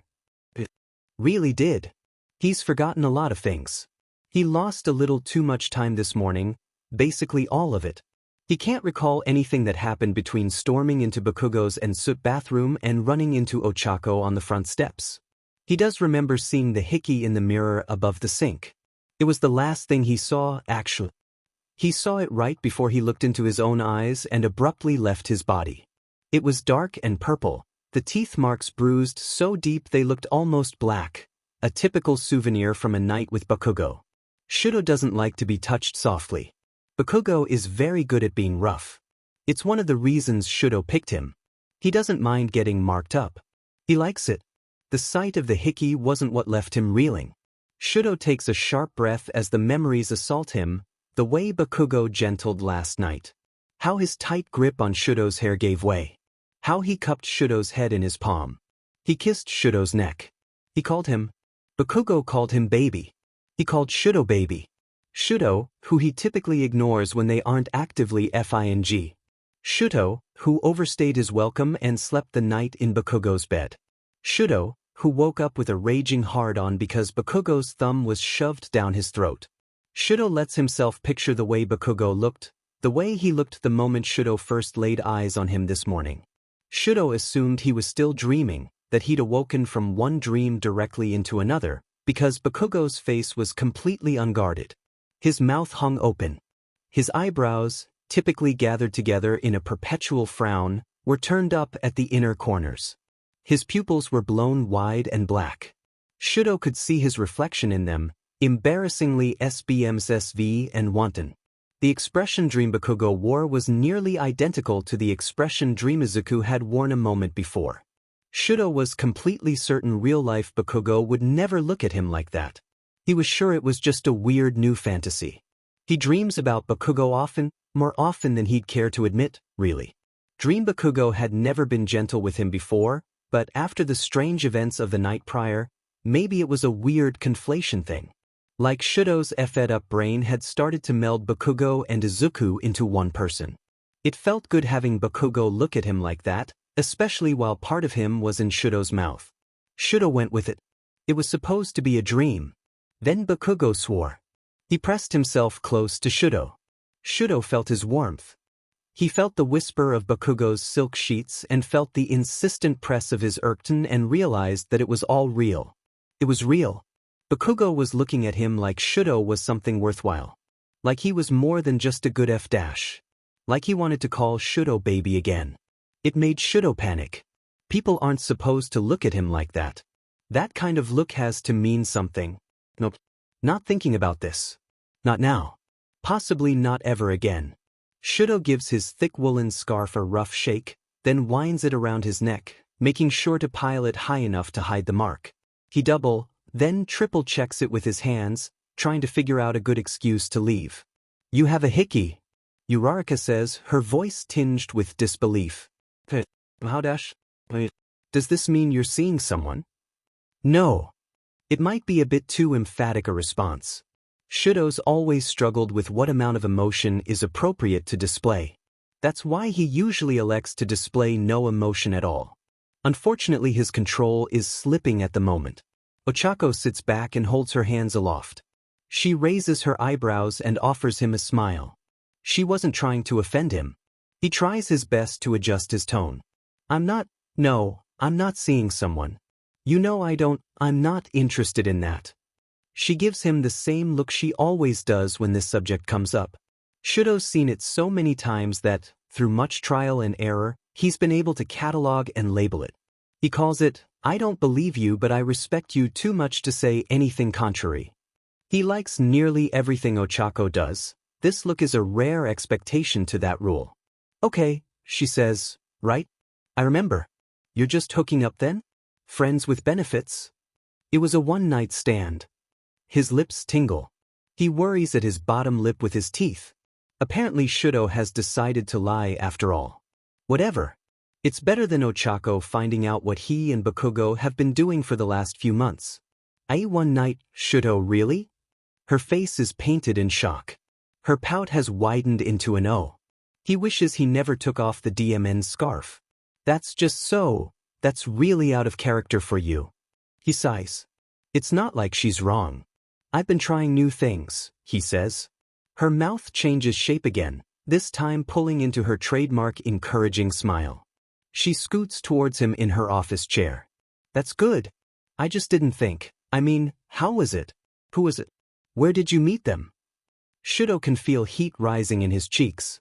He takes another deep breath, consciously cooling his body. His face falls slack as he tries his best to regain some composure. "I'm sorry, Sho," Ochako says. She sets a hand down on his leg, anchoring him. She always notices when he's slipping.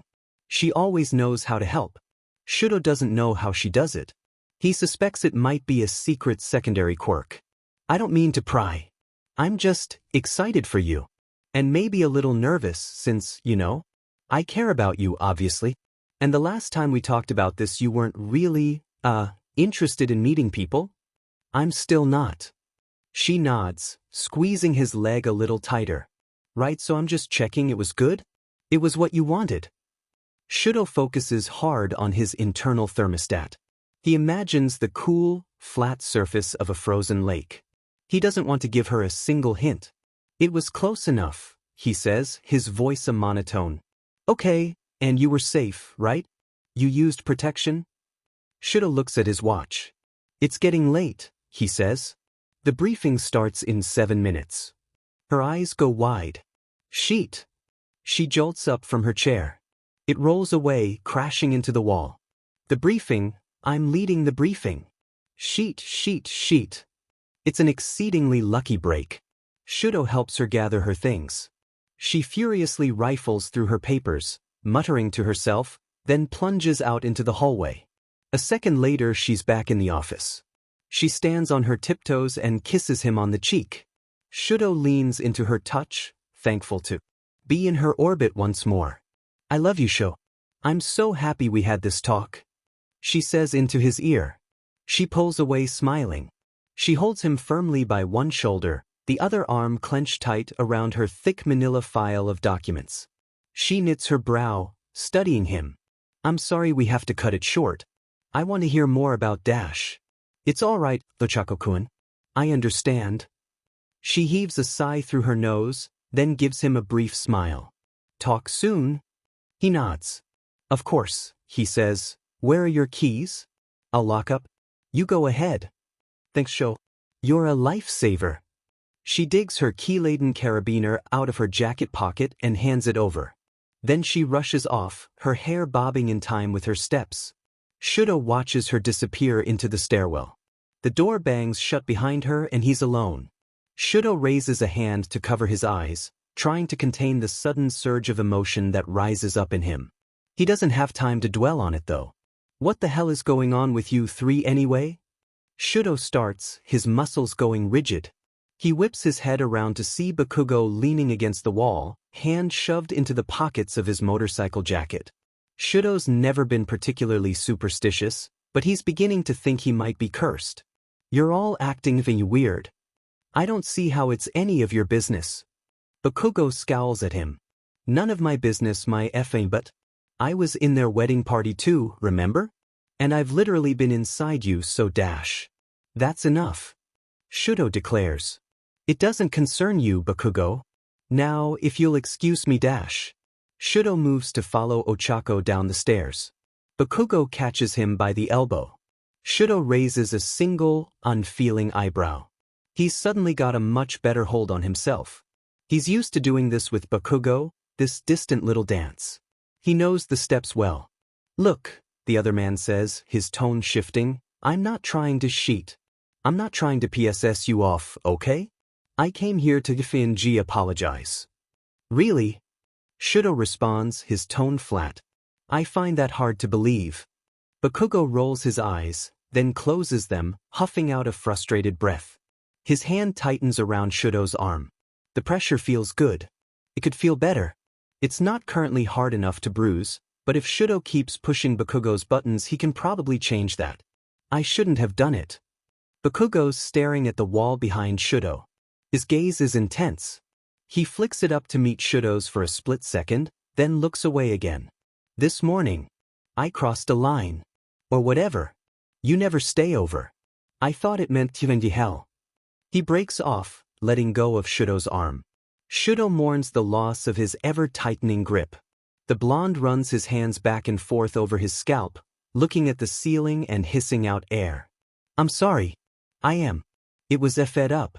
I should have just woken you, Or just effing left you alone. I'll never do it again, okay? I promise. All too suddenly, Shudo's out of his depth. His thoughts flail for purchase inside his brain. Bakugo is actually trying to apologize. He's apologizing to Shuto in earnest. Bakugo really does care about him. Shuto told himself he wasn't going to think about this again. He can't handle it. It's too much.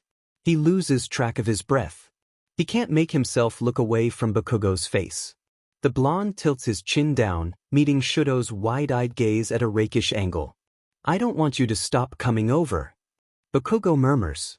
Shuto's entire body lights up. He has the sudden, insane urge to bury his nose in Bakugo's neck and breathe him in. Doing so would be humiliating, of course. Fortunately, he can't convince his body to move, so he's spared the mortification. Shuto has no idea what reaction he should be having to this. He's never been in a situation remotely like it before. He's frozen, arousal, anxiety and indecision battling inside him. He doesn't want to talk about how he feels. He doesn't want to float away again and lose more time either. He decides to fall back on an old tactic. You just want to keep FING me, he says. It comes out sounding bored. It makes Bakugo scowl and crack his neck. Shuto's blood rushes south. Obviously I want to keep FING you, idiot. I'd have to be crazy not to dash. Prove it then. Bakugo's mouth clicks shut. He growls somewhere deep in his throat, powerful hands flexing at his sides. You want me to prove how much I want to F you? Right now. Shuto nods once, humming in affirmation. For what feels like an eternity, neither of them moves. Heat pools between them. Shuto bites his lip. Then Bakugo walks toward him, crowding him up against the wall. He catches Shuto's chin in one hand, squeezing his cheeks between his thumb and forefinger. Shuto nearly swallowing the sound just before it escapes him. Tell me exactly what you want. Say it with words. Bakugo commands. Shuto glares at him. I ain't doing shit if you don't. Shuto knows what Bakugo likes. He pays attention when they have section. He knows exactly what to say to set him off. I want you to F my mouth. Bakugo glares back at him, then looks up and down the hallway. He must not see anyone, because he's quickly staring Shuto down again, his gaze hotter and thicker than ever. I'm not getting my D out in the coalition building, he hisses. You're not doing a very good job proving yours dash. Bakugo interrupts him with a kiss. Shuto groans, rolling his hips forward as their bodies collide. Bakugo's right arm curls around Shuto's waist, the fingers on his left hand squeezing tightly into his flank, pulling Shuto closer to him while simultaneously pressing him into the wall. Shuto gasps. Bakugo takes the opportunity to move his tongue between Shuto's open lips. Shuto lets his eyes flutter closed, lost in the feeling. They don't kiss. They haven't before. Not on the mouth. Not like this. For the briefest moment, Shuto wonders what the hell he's doing. Then he lets the thought go. Frankly, he's too turned on to care. The forceful slide of Bakugo's tongue against his is euphoric. He doesn't leave Shuto any time to think. He hardly leaves him time to breathe. He licks into Shuto's mouth again and again. Shuto keeps his lips parted for him, letting him invade, letting him take what he wants, relishing every move of hip and tongue. The anxious fog in his head starts to clear away, his focus sharpened by the sensation of being used. Then Bakugo pulls back. Shuto's left gasping, dizzy from the pleasure. Was that fucky enough for you, you little freak? Shuto's vision starts to clear. Bakugo is frowning at him. He's loosening his grip. Shuto's heart lurches. He doesn't want concerned looks. He doesn't want gentle hands. He already had more than enough of that from Ochako. More than he can handle, really. He wants teeth. He wants bruises. He wants an anchor, something to keep him tethered to his body. He more than wants it. He needs it. Let's skip the briefing. I have Ochako's keys. Shuto says, still breathless. We can lock the door from the inside. Come on. He pulls at Bakugo's jacket, the zipper digging into his palms. Bakugo has a breath between his teeth. Please, Bakugo. Shuto says, his voice choked with longing, I need it. Please. Bakugo manhandles Shuto into Ochako's office. Shuto's heart soars. Please, Bakugo. This is it. This is the moment Katsuki officially loses his mind. He knew it would happen someday. He's been surrounded by complete and utter lunacy since he started at UA. Since he was born, really, if you take his mother and Deku into account. He knew one of the idiots he's been coerced into caring about would eventually break his brain. It was just a matter of when. He didn't expect it to be now. He didn't expect it to be Todoroki Shudo's kiss-bitten lips, parted and gasping and begging. Begging. For Katsuki. They shouldn't be doing this. They're in the coalition building, for FS sake. They're supposed to be at an org-wide briefing right now, not swapping spit in the hallway. He knows it's stupid. It's beyond stupid. It might even be F'd up. Getting caught would be a complete FANG disaster, that's for certain. Todoroki looks up at him. He's slipped down the wall a bit, giving his weight over to Katsuki's solid grip. His eyes are wide. He looks cracked open somehow. Available. Vulnerable, even. I need it, he chokes, please. Katsuki stills for a moment, tossed beneath the wave of emotion that crashes through his chest. This is what he caught a glimpse of last night. This drag. It's so different from how Todoroki normally behaves. It's even further from how he acts when they're FNG. He hardly speaks most of the time, unless it's to tell Katsuki to go faster or harder or occasionally insult him. He hardly makes a sound apart from the occasional half-stifled sigh. Katsuki never questioned it before. It just seemed like heightened Todoroki, quiet and stubborn and a little bitchy. Estimated and snipey and more than a little violent. That's always been their vibe together. Katsuki enjoys it in and out of the bedroom. Clearly he FNG enjoys it. They've been FNG for months. But the way he feels looking down at Todoroki right now. This is something different. It's more than enjoyment. It's instinct. It lives inside Katsuki's very bones. He throws rational thought out the window. He doesn't give a F if it's stupid. He wants more. He wants more of Todoroki. Katsuki wants all of him. He wants him pliant and willing and desperate. He wants him soft and needy. He wants him teary-eyed and tender. It's beyond wanting. Todoroki needs it. Katsuki needs it too. Katsuki needs to make Todoroki feel good. He needs to take care of him. He needs to do it right now. He hitches Todoroki's legs around his waist. The man makes a stupidly adorable little gasping sound. Katsuki's heart bangs around in his chest like a gong. He shoulders through Uraraka's half-open office door, then kicks it shut behind them. Lock it. Now, he says, because he's not a complete dumbass.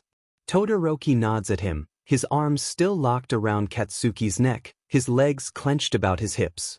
He's looking at Katsuki like he's hypnotized. Katsuki smacks his butt. Not hard, just enough to get his attention. Icy hot jumps in his arms. They both hiss at the friction. I said lock the door, idiot. Katsuki grits out. The man nods, unwinding himself from around Katsuki. He steps away and Katsuki feels cold. He doesn't focus on it. He watches Todoroki pull Uraraka's obnoxious carabiner from his jacket pocket. His hand is trembling, the dozen keys jingling softly. Katsuki doesn't mention it. Icy Hot turns his back to Katsuki. He places one graceful hand on the door jamb, steadying himself. It takes him a couple tries to get the key into the handle.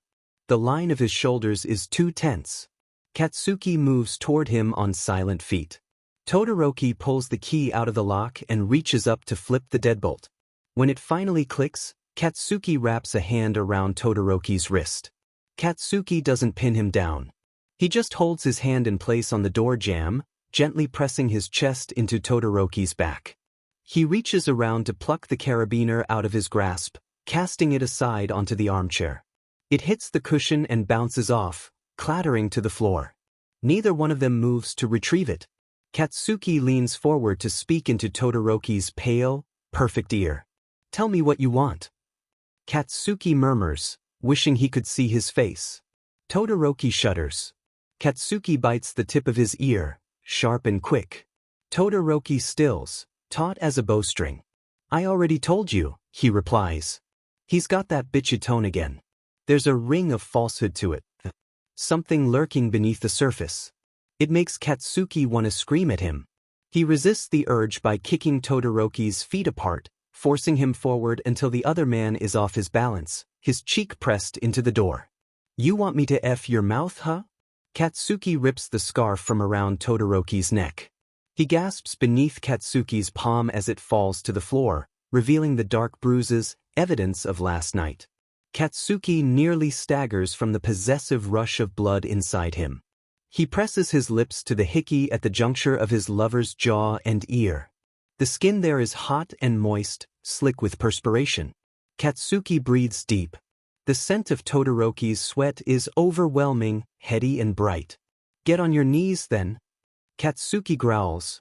For a split second, it seems like Icy Hot's gonna do it. The tension running through him goes slack. His head dips a bit. Katsuki still can't really see his face, but he can feel every inch of him. He can feel that Todoroki wants to listen, that he wants to obey. He wants to be good for Katsuki. Then, suddenly, the tension comes back tenfold. Todoroki's spine goes rigid. The old Todoroki, the one Katsuki knows well, reappears in fighting shape. Make me, he bites. He digs his free elbow into Katsuki's ribs. Katsuki winces, but doesn't let him go. He's used to this, Todoroki putting up a fight. He's a K&KY motherfucker, which Katsuki honestly guessed years ago.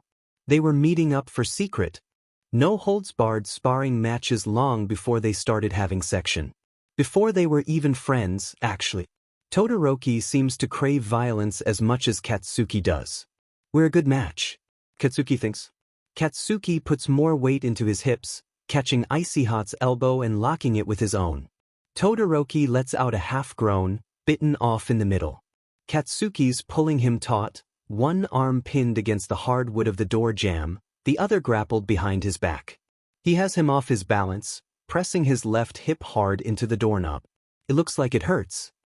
He's pretty, Katsuki thinks. Come on, half and half. You know your sheet at close combat, he says, his tone much closer to fond than vicious. He presses another kiss to Todoroki's neck, then another, then another. The man shivers. Keep being good for me instead. Katsuki whispers.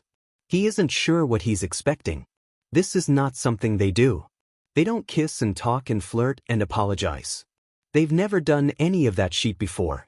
They meet up, they fight a little, they and then they go their separate ways. That's the deal, unspoken as it is. But Katsuki can't help himself. He doesn't want to force Todoroki to his knees. He wants to keep kissing Todoroki's neck. He wants to undress Todoroki. He wants to touch him. He wants to make him gasp and whimper. He wants to F his mouth, sure, obviously he wants to do that, but he wants to kiss him too. He wants to kiss him more. Katsuki eases back, releasing the pressure on Icy Hot's limbs, settling his weight back over his core. He rubs his palms over the spots where he was gripping him, trying to promote blood flow. Todoroki doesn't fight him. He doesn't move at all. What are you doing? He says. It isn't even a question. It's a demand, spoken in a monotone. He sounds like a true ice prince. Katsuki scoffs at him. He takes Todoroki's chin in his hand, turning his head. He means to look into his eyes, but he gets distracted by that perfect pop star pout, red and wet. What's it look like I'm doing? Katsuki whispers. Katsuki kisses him. It's just as electric as the tonguing in the hallway, but it's different. It's soft. It's slow.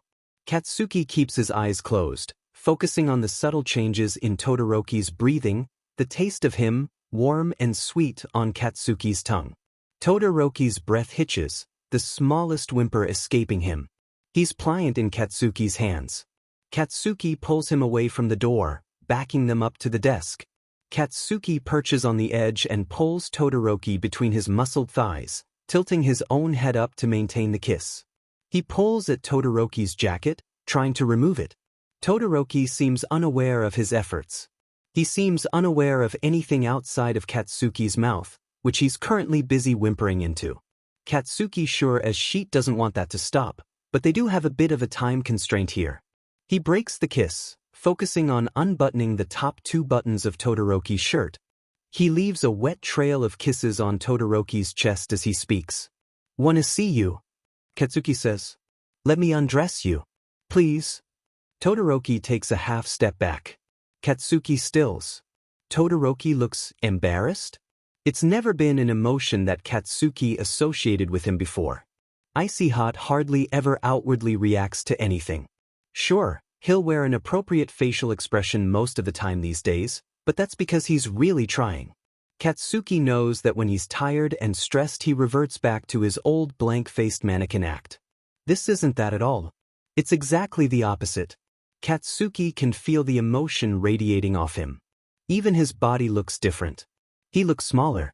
He keeps his head low, his eyes obscured by his bangs. Katsuki's gut twists. He frowns. His hands tighten on Todoroki's hips. Icy Hot. Todoroki doesn't say anything. He doesn't look up. What is it?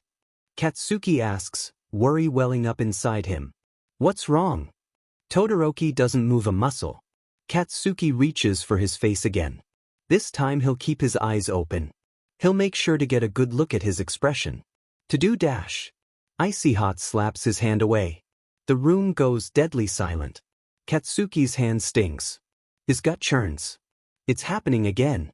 What happened this morning? Katsuki shouldn't care. If anything, it should make him angry. Todoroki is the one who keeps propositioning him, after all. Is he just trying to F with Katsuki? Is this some elaborate ploy to distract him? Embarrass him? Maybe Todoroki's trying to climb the rankings. Maybe he just wants Katsuki off his game. Probably not, though. It wouldn't be like him at all to do something like that. Besides, he's been acting weird for a while now. At first Katsuki figured he was just sad about everything changing, what with Deku and Uraraka getting married and moving out. Todoroki hadn't ever lived by himself before, at least by Katsuki's calculations. That alone would be hard enough, but Katsuki has a feeling there's more to it. No matter how deep Katsuki digs for it, he can't find any anger. The only internal fuel he can lay his hands on is concern. Concern he has in spades. Katsuki lifts his hands into the air.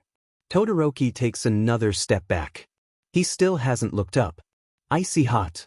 Katsuki says. F's sake. Just talk to me dash. Todoroki falls to his knees. He shuffles forward until he's seated between Katsuki's thighs, looking down all the while. He tears at Katsuki's belt buckle with trembling hands. The proximity alone brings Katsuki's flagging Erkin back to attention.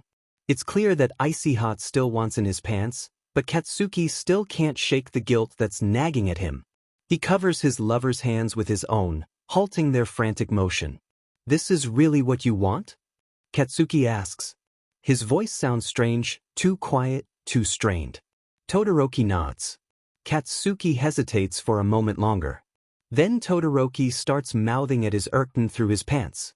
He must be using his quirk. His breath is so warm. So inviting. Katsuki helps him with the buckle. He hisses as Todoroki pulls him out, the motion too fast, the feeling of his skin hot and soft, too intense. Then he's enveloped in the white-hot, pulsing magic of Todoroki's mouth, his throat. Katsuki curls over, grateful that he's had a hell of a lot of practice at this kind of thing. It would be easy to come, all too easy, but he manages to stop himself. He won't be able to stop himself again though, not if Todoroki keeps up his current punishing pace. He buries a hand in Todoroki's hair, tugging lightly at the red and white, forcing him to slow down. Todoroki inhales, sharp and instinctive. The sound is colored with just the slightest touch of It's one of his good noises. At least, it used to be one of his good noises. Katsuki still likes it, but he'd rather hear Todoroki begging for him again. Todoroki holds Katsuki's length in one hand, freeing his mouth with a wet pop. He looks up. Finally, he looks up and their eyes meet. Katsuki's heart goes into freefall. Todoroki's eyes are full to the brim with emotion. They're swimming in it, drowning in it. The sight is so captivating, so unusual, it literally steals the breath from Katsuki's lungs. This is how Todoroki must look when he reaches up to cover his eyes, when he hides himself away. This is how he must look when he doesn't want to be seen. Katsuki gets the feeling he doesn't want to be seen right now either. His gaze darts away, back to Katsuki's pee-pee. Make me, he says. It's not combative this time. It's not SBMSS either. Katsuki can't figure it out. It's like Todoroki opens his mouth, setting the tip of Katsuki's D down on his tongue. He flicks his gaze up once more, just for the barest moment. His expression doesn't look right. Katsuki should stop this. It was a bad idea from the beginning, anyway, and it's obvious that Todoroki's going through something. Katsuki doesn't have a clue what he's going through, because they don't talk, but still. They need to stop. Katsuki should stop them. He needs to do it now. Todoroki places his long fingers over Katsuki's, pushing at the back of his own head. He keeps Katsuki on his tongue as he speaks, distorting his words obscenely. "Make me Bakugo," he says. Katsuki doesn't want to. They've done it before. Dozens of times. Every time. Their clandestine meetings always revolve around power and control. It's sparring but with the bonus of an orgasm at the end. A physical pursuit. An unfeeling battle for dominance. It isn't unfeeling anymore. Katsuki's got more feelings about it than he knows what to do with, frankly. And Todoroki? There's an edge of desperation to him. Something that makes Katsuki's chest hurt to look at. Something he can't ignore. "We need to stop." Katsuki rasps. Something's wrong with you. "We're stopping." Todoroki's hands go ice cold. Katsuki flinches back, upsetting a picture on Uraraka's desk. It clatters face down as Todoroki swiftly pulls away and stands, turning his back. Katsuki does up his jeans and belt, hopping to his feet, heart racing. "Don't do this again. Just dash," he says. He means for it to be in order, but it comes out with a pleading tone. "Come on, Todoroki. You're freaking me out." He reaches for Todoroki's shoulders, trying to see his face. Todoroki shrinks from his touch, crossing his arms tightly. "Don't touch me," he hisses.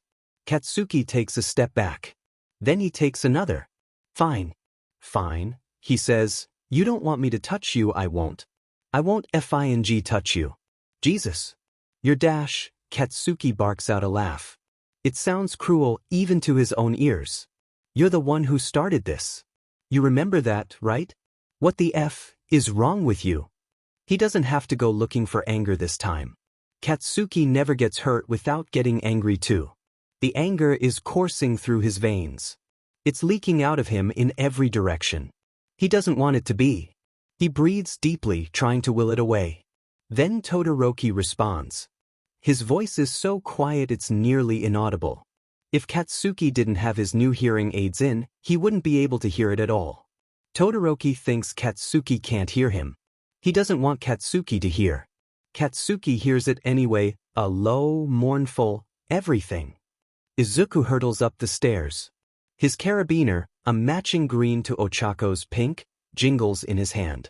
He bursts through the steel door on the second floor. It makes a ridiculously loud booming sound as it bounces against the wall. He flinches. Chill, Izuku, he thinks. She doesn't need the handouts until the end of the session. You're too excitable. He speed walks down the hallway, cursing his incredible, perfect wife for being so forgetful. It always sets off his worst nerd tendencies, like worrying about a PowerPoint presentation. He takes a deep breath, trying to reason with himself. The explanation of the program takes a full half an hour. You know this. Then she has to talk legal, then it's All Might's little speech. That's at least 45 minutes. Probably closer to an hour, knowing how All Might gets when he's feeling passionate. Plenty of time to get back to the conference hall. You didn't have to run. He huffs out a frustrated breath as he reaches her office door, trying to shake loose the train of thought. He knows the anxiety does nothing for him.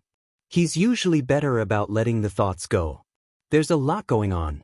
He's losing purchase on his cool. He mumbles to himself as he picks out the correct key. Something about water off a duck's back. He doesn't pay much attention to it. He fits the key into the handle. Turns it. Which way is it again? To the left? No, to the right. The handle turns. Izuku pushes the door, but it doesn't open. He squints down at it. The deadbolt's locked. Something moves beyond the frosted glass. Izuku's muscles tense. His eyes narrow. He can't sense any danger, but he's still on edge. The whole coalition is supposed to be downstairs at the briefing. No one should be lurking in his wife's office right now. No one should be lurking in there regardless. It doesn't bode well. He's about to rip the door off its hinges when someone calls out from within. It's me, Izuku. Shudo. Hold on, I'll open. I just need dash. He doesn't sound right. He sounds bad. He sounds bad. He sounds junior year of high school bad. He sounds Endeavor Agency bad. Shudo. Izuku needs to get to him. He presses a hand against the window. He grips the handle, weighing whether or not it's appropriate to break the door down yet. You okay in there? There's more movement beyond the door, incomprehensible shadows. Shudo doesn't answer. Izuku's grip starts to crumple the doorknob. He lets go of it, flexing his fingers and frowning. Sho, I need you to answer me dash. The deadbolt unlatches with a click. The door swings inward, and Izuku sees him. Shudo looks even worse than he did last night. He's not just tired and sad. He's rubbed raw. He's miserable. He's crying. Izuku absolutely loses his mind when Shudo cries. Every time. It does something to him. It awakens his fight or flight. It throws him into action. I'm sorry, Midoriya-kun dash. The door in an instant. He takes Shudo's face in his hands. He runs his thumbs under his eyes, wiping away the moisture. He pulls Shudo closer. Shudo doesn't fight him. He closes his eyes, sighing shakily through his nose. What's going on? Izuku asks. What happened? He keeps his voice low, but Shudo still starts to stiffen anyway. Izuku digs his fingers into the back of his head, scratching through his hair, trying to ground them both. It's okay, Sho-chan, he murmurs. It's just me. You're okay. I just needed a moment alone. Shudo says.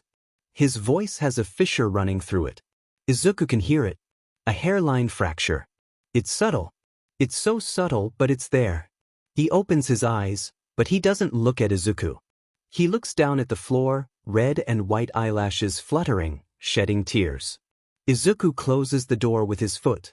Shudo winces at the noise. Izuku's heart beats even faster. He pushes Shudo into the armchair, being careful to keep his touch firm. Izuku's foot catches against something. He accidentally kicks it halfway across the room. Both of their eyes follow it, his wife's pink carabiner. They talked. Izuku thinks. She must have asked Shudo to lock up. Either that or he offered. It's happened to everyone in their group of friends at least once. Ochako's perception of time, much like her perception of gravity, can be a bit skewed. Izuku didn't even have a chance to debrief with her. She rushed into the ready room with only a minute to spare. She collected herself perfectly, like always. Izuku has no idea how she does it. She even looked composed when she turned backstage 3 slides in and whispered to him that she was missing her handouts. But why did Shudo leave the keys on the floor? Izuku notices things. He notices everything. He especially notices everything about Shudo. It isn't like Shudo to leave the keys on the floor.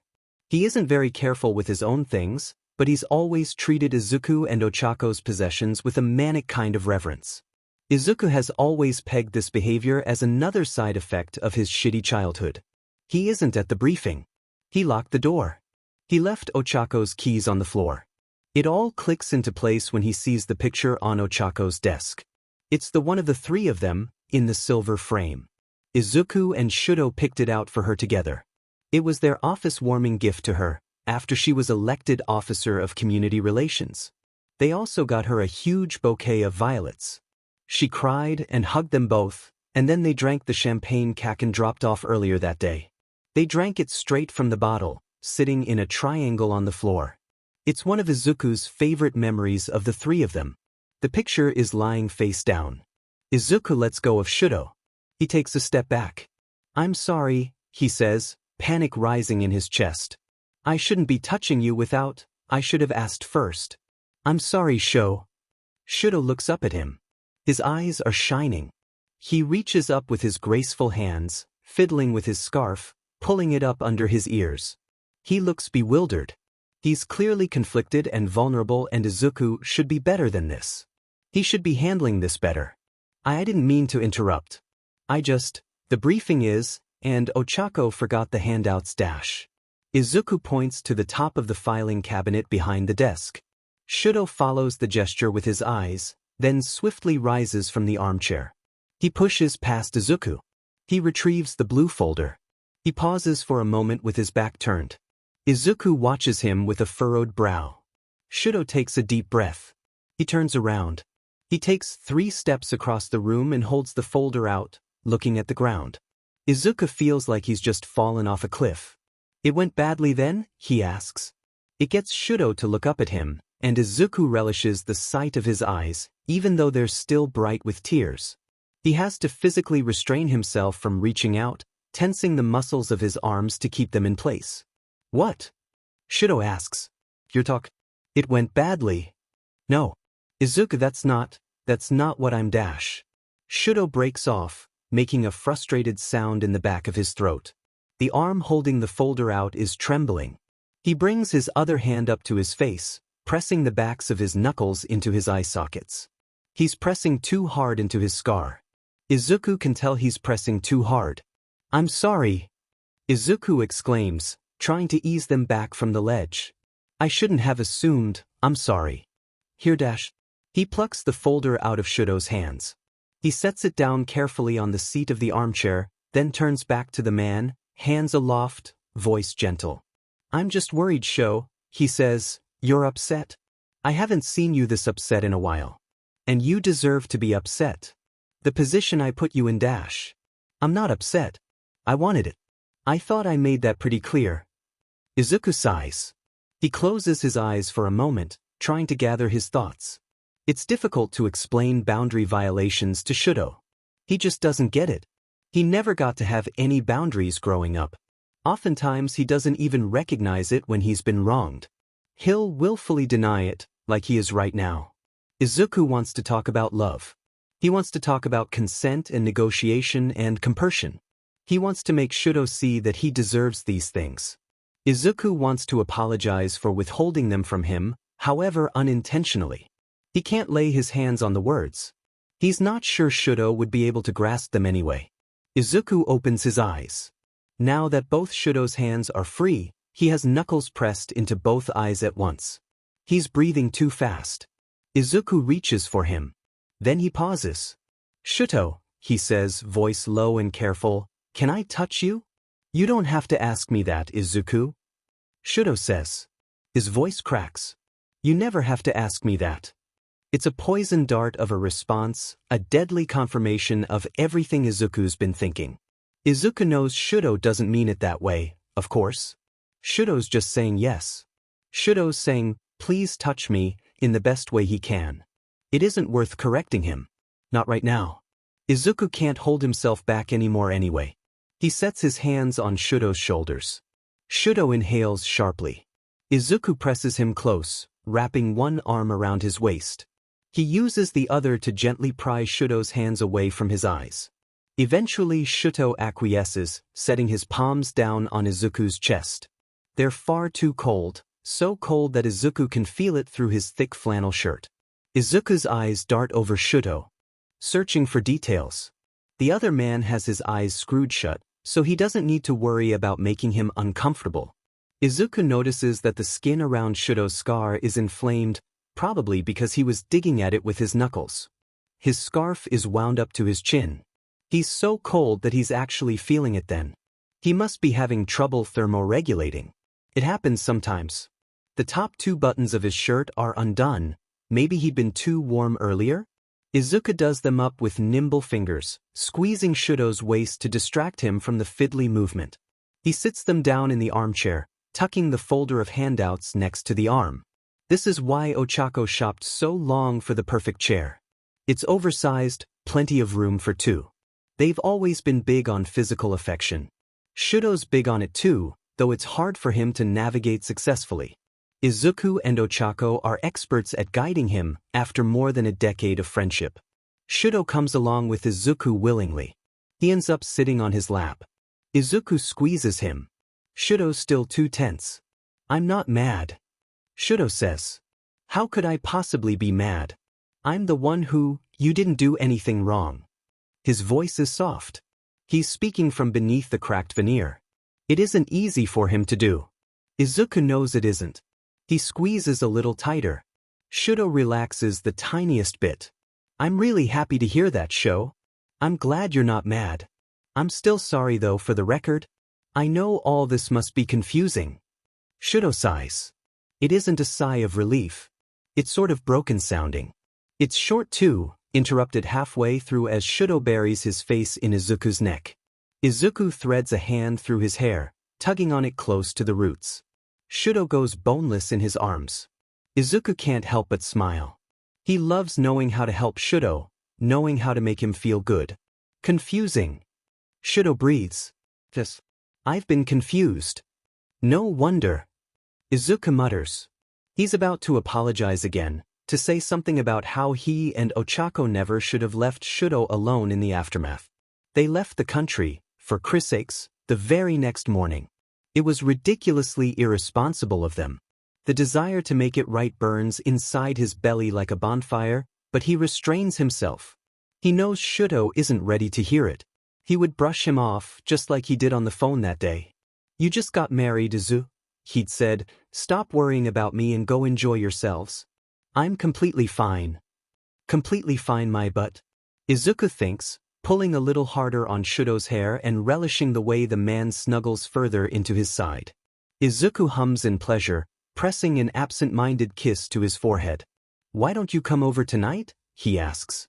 I'm off patrol around 8. Ochako's on until 10 or so dash. Okay.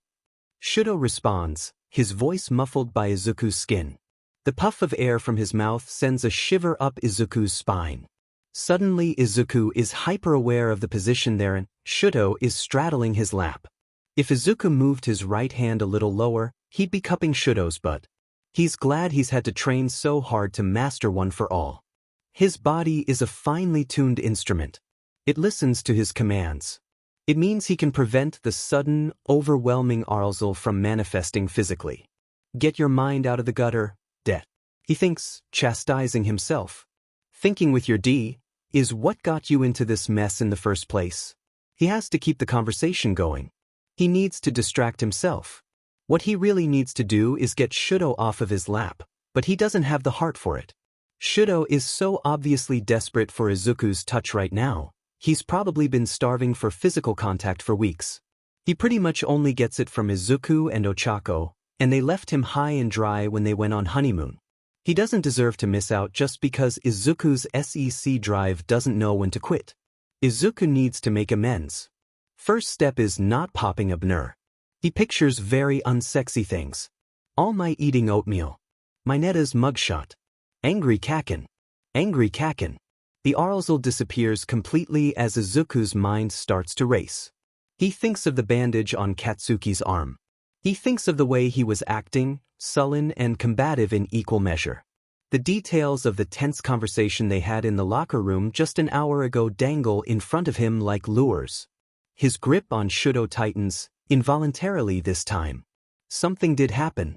Something happened between them after I left last night. Thinks. They're both on edge. It's not a coincidence. He considers his words carefully before speaking. It's probably not a good idea to ask about it directly, not when Shudo's this vulnerable. Izuku will figure out a way to talk about it tonight. For now he'll just do a bit of reconnaissance, set himself up for success. I'll pick up some food for us on the way home. Soba sound good? Shudo nods into his neck. And to drink? We're down to just a couple bottles of sake, so I need to stop at the liquor store anyway. Should I get some beer for you? Shudo tenses. He clears his throat and pulls away. Izuku misses him immediately. He thinks of a newborn fawn as he watches Shudo stand. It's a ridiculous comparison. Shudo is Japan's number 7 hero. He's beyond strong. He's highly intelligent.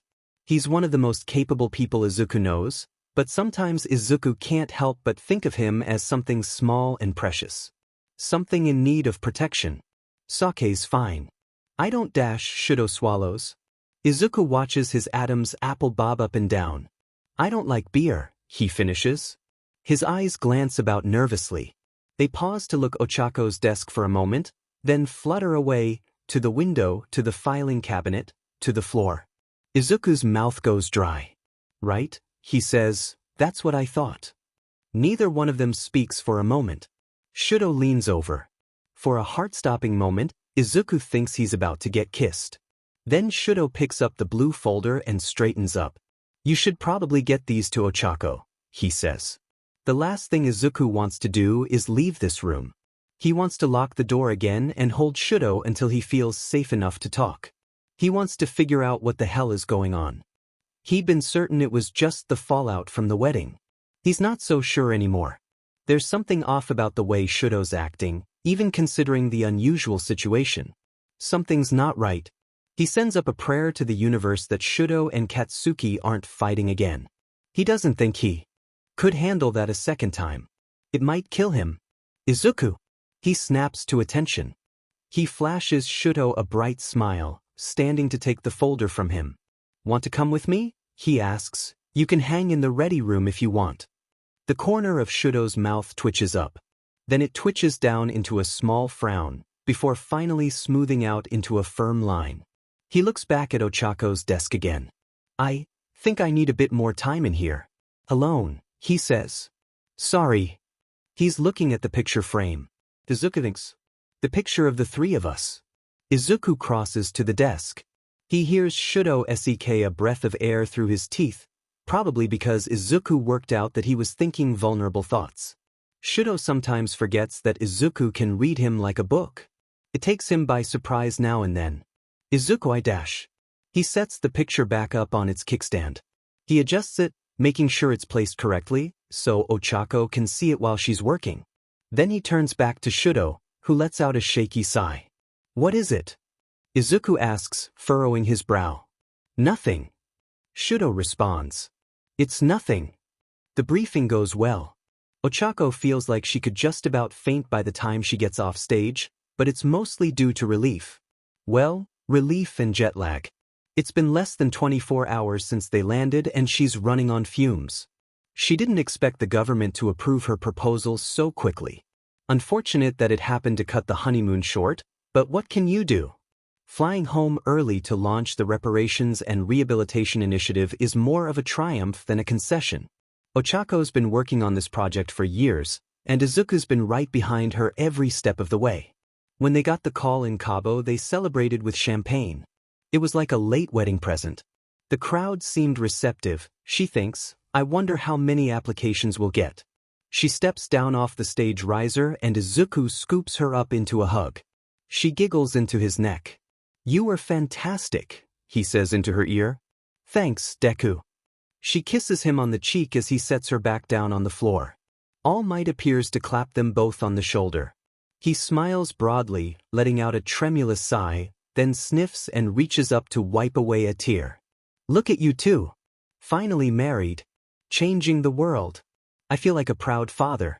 Your call to action at the end was quite inspiring, Ochako. She blushes. They see All Might all the time. Hell, he officiated their wedding. He basically is Izuku's father at this point, especially considering how he hangs around Inko like a lovesick puppy. Ochako should be used to his presence by now, but no matter how cheesy and embarrassing he acts in his free time, he's still All Might. Praise from him feels like receiving a compliment from God. It was nothing really, she says, flapping her hands, just trying to maintain the energy from your speech. Thank you, by the way. I think the coalition members really appreciated your perspective. It was my pleasure, my dear. You've chosen a very worthy cause to put your medal behind. I'm looking forward to seeing the payoff. Knowing you, it will be great. Then Ochako cries for a little bit because duh. All Might gives her at least 3 more hugs, then gives Izuku another hug, then excuses himself, wiping at his eyes. Then Izuku insists on taking her out to lunch. They spend the walk to their favorite little cafe talking about RRI. They mostly gossip about which heroes are likely to volunteer for the first iteration of the program. They already have a stack of applications a few feet high from the Bureau of Prison Management. Izuku picked them up yesterday afternoon. Soon it will just be a question of matching potential partners. Ochako's so distracted by all the fuss over the briefing that Shudo's hickey completely slips her mind. She doesn't remember until they're already seated at their favorite table by the front window, digging into their food. She nearly chokes on a French fry when she thinks of it. Izuku pats her on the back as she takes a sip of water. I managed to catch Shudo this morning, she says once her throat is clear. Izuku leans forward immediately. He's clearly been waiting to talk about this. I saw him too, he says, raising one eyebrow ever so slightly. He doesn't smile. The effect is foreboding. He was still in your office when I went up to grab the handouts. She pulls her chin back in surprise. Really? That's surprising. He skipped the briefing? Izuku nods. He was a mess, he says, still grim-faced. He had the door locked from the inside. Said he needed time alone. Ochako's heart beats faster. He seemed fine when I left. Her voice is faint, bewildered. A little overwhelmed maybe, but fine. He wasn't fine when I saw him. I basically had to grapple him to calm him down. It was really bad. I haven't seen him that bad in years. Not since he interned with his dash. Izuku breaks off for a second. Then his voice goes dark and bitter. Not since he interned with Endeavor. I tried to get him to come downstairs with me, but he said he wasn't ready. Ochako's mind races. She could tell Shudo was dodging her questions about the Hiki, but he just seemed embarrassed to her. He's always been embarrassed about section. It wasn't unusual. It certainly wasn't junior year of high school bad. What could have happened in such a short time to make Shudo so upset? Maybe one of his family members called? I think he and Kaken might be fighting again. Izuku says, his voice low and flat. Something starts to build inside Ochako, a thread of awareness. She decides to pick at it. Maybe she'll end up unraveling something useful.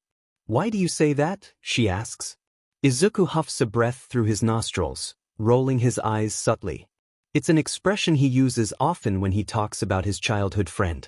Kaken was in a rare mood this morning. He says, something's gotten him really keyed up. He was late. He didn't even have a cup of coffee with him. Had a fresh bandage on his arm too. Pretty big. He tried to pass it off as a patrol injury, but I'm sure he didn't have it last night. He was wearing a tank top. I would have seen it. The thread inside her pulls taut. They're not fighting, thinks. Ochako considers blurting out her suspicion. Her mouth falls open. Izuku looks back at her with a small frown, and she clicks it shut, thinking better of it. She'll sit on it for a while. Maybe she's overreacting. Maybe it isn't true. Surely it can't be true. What was Shudo wearing last night? Ochako asks. At Bakugo's. Izuku takes a bite of his salad, crunching on it as his eyes flick up in thought.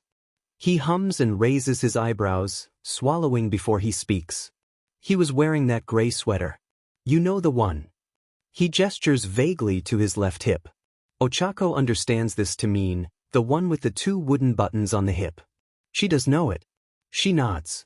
Yes, I remember it, she says, pressing her lips together.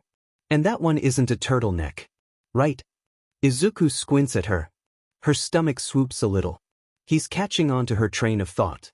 He doesn't know what it is yet, but he's recognized it's there, churning behind her eyes. She braces herself.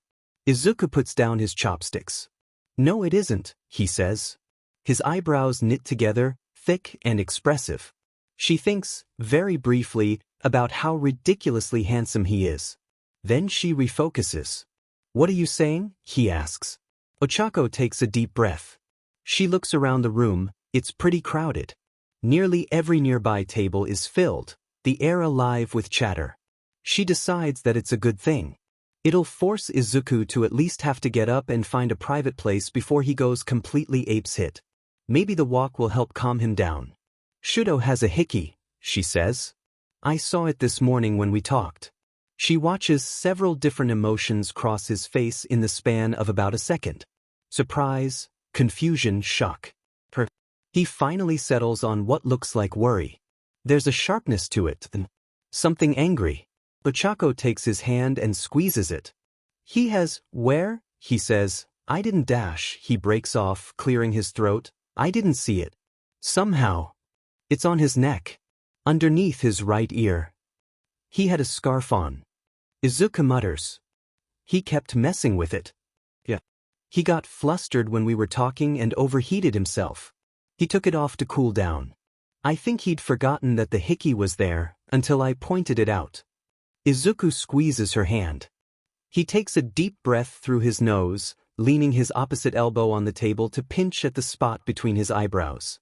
He didn't have a hickey last night. His neck was dash. He takes a deep breath through his nose. It was normal. It was fine. I'm sure of it. Unless I'm losing my goddamn mind. I'm certain you would have noticed it, Izuku. Ochako supplies gently. It's rather robust. Izuku's tense as a live wire. Ochako sits in the quiet for a few moments. She listens to the other diners talking and enjoying their food. She watches her husband's face. He's completely still apart from his eyes. They're whizzing back and forth in his skull. His mind is going a mile a minute. It's moving so fast that he can't even mumble along. He must be thinking it. He must be reaching the same conclusion Ochako did. He probably doesn't want to say it out loud.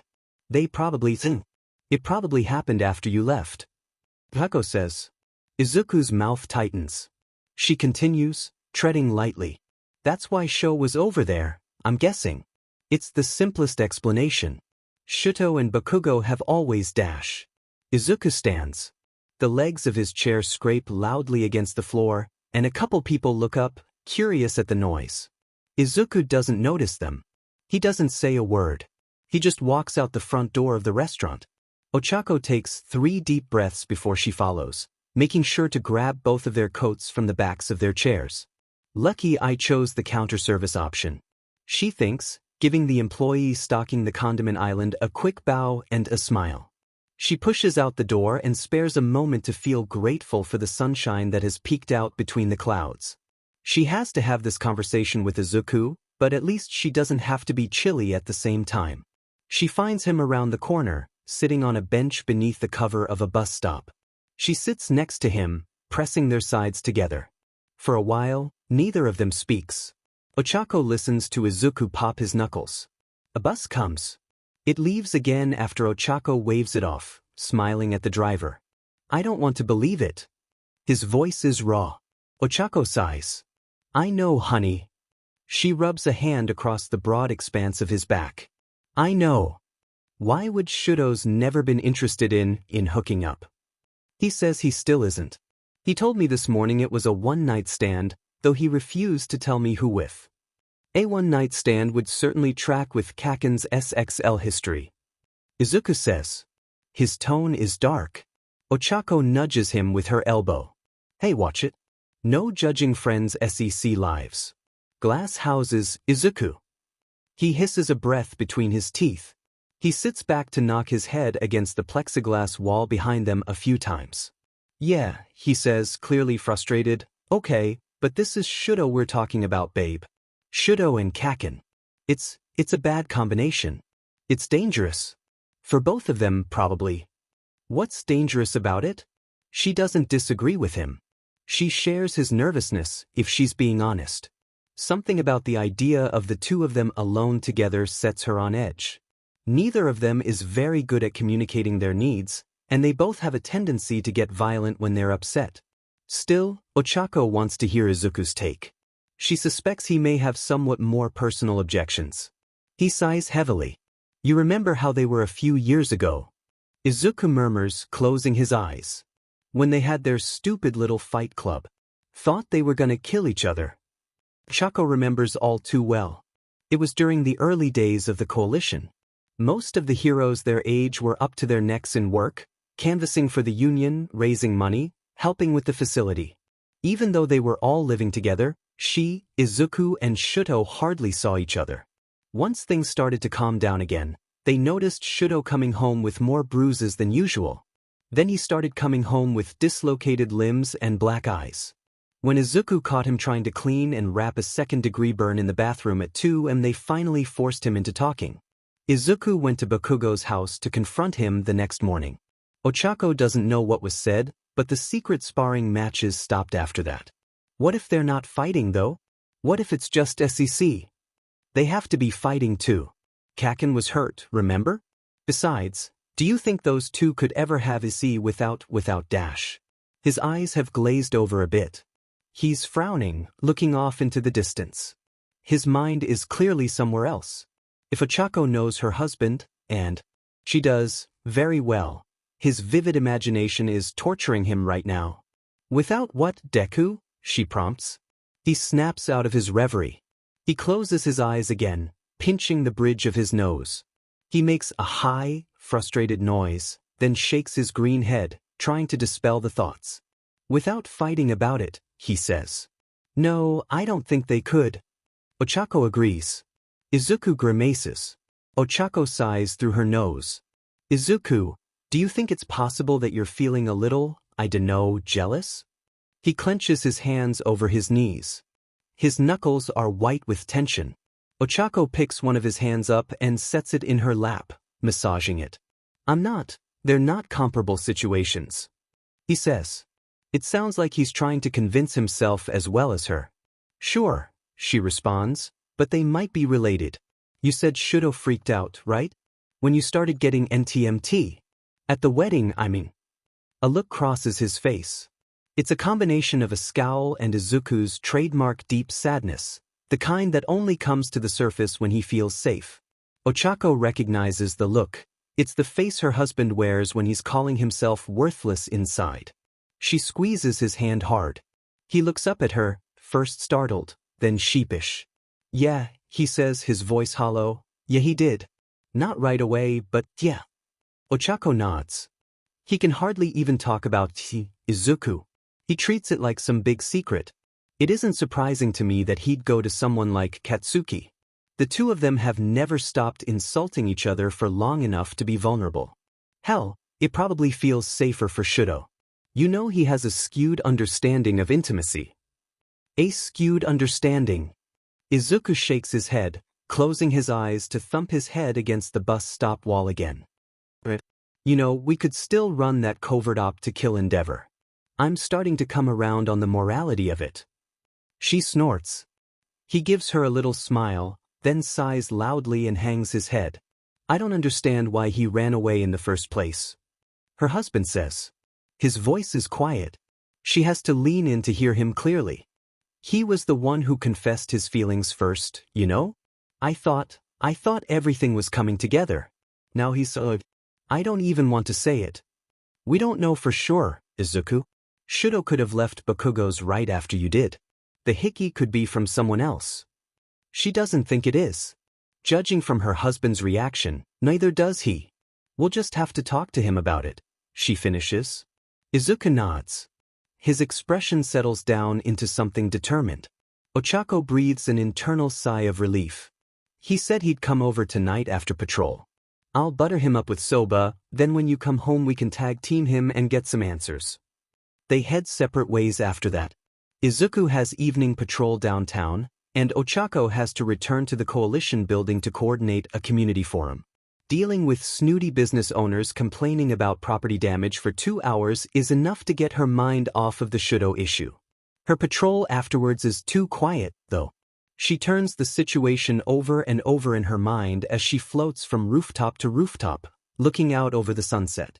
Shudo and Bakugo. Thinks. It makes too much sense. If Shudo weren't so puritanical it probably would have happened years ago. Something about the thought awakens panic inside her. She manages to tamp it down until she clocks out, but it grows steadily on her commute home. She takes deep breaths as she walks up to the front door, trying to will it away. You're worrying about nothing. She tells herself, reaching into her bag for her keys. All you have to do is talk about it. You all love each other. Even Bakugo, though he hardly ever shows it. Everything will be fine. She rustles the contents of her purse around with a huff of frustration. She tries to keep her keys clipped to the little ring inside, but she often forgets and they get lost in the bottom of the bag. Then she's stuck rooting around in her bag like, Shudo has them, she remembers. He never returned them. She pauses for a moment, eyes wide, brow furrowed. That isn't like him, she thinks. The panic inside her swells. She rings the doorbell. The door swings open almost immediately. Ochako looks up at her husband, backlit by the soft light from the entryway. His eyes are wild. He's holding his cell phone to his ear. When he speaks, his voice trembles. Shudo isn't here, Izuku says, and he isn't answering his phone. Izuku leaves. Shudo closes the door behind him. He flips the deadbolt into place. He doesn't know why, but it makes him feel safer. He has nothing to fear from Izuku. Izuku cares about him. Izuku loves him. Shudo knows he does. But something about the situation, the deceit, perhaps, or the tension lacing through Shudo's body, something about it has him on edge. It makes him lock the door behind his best friend.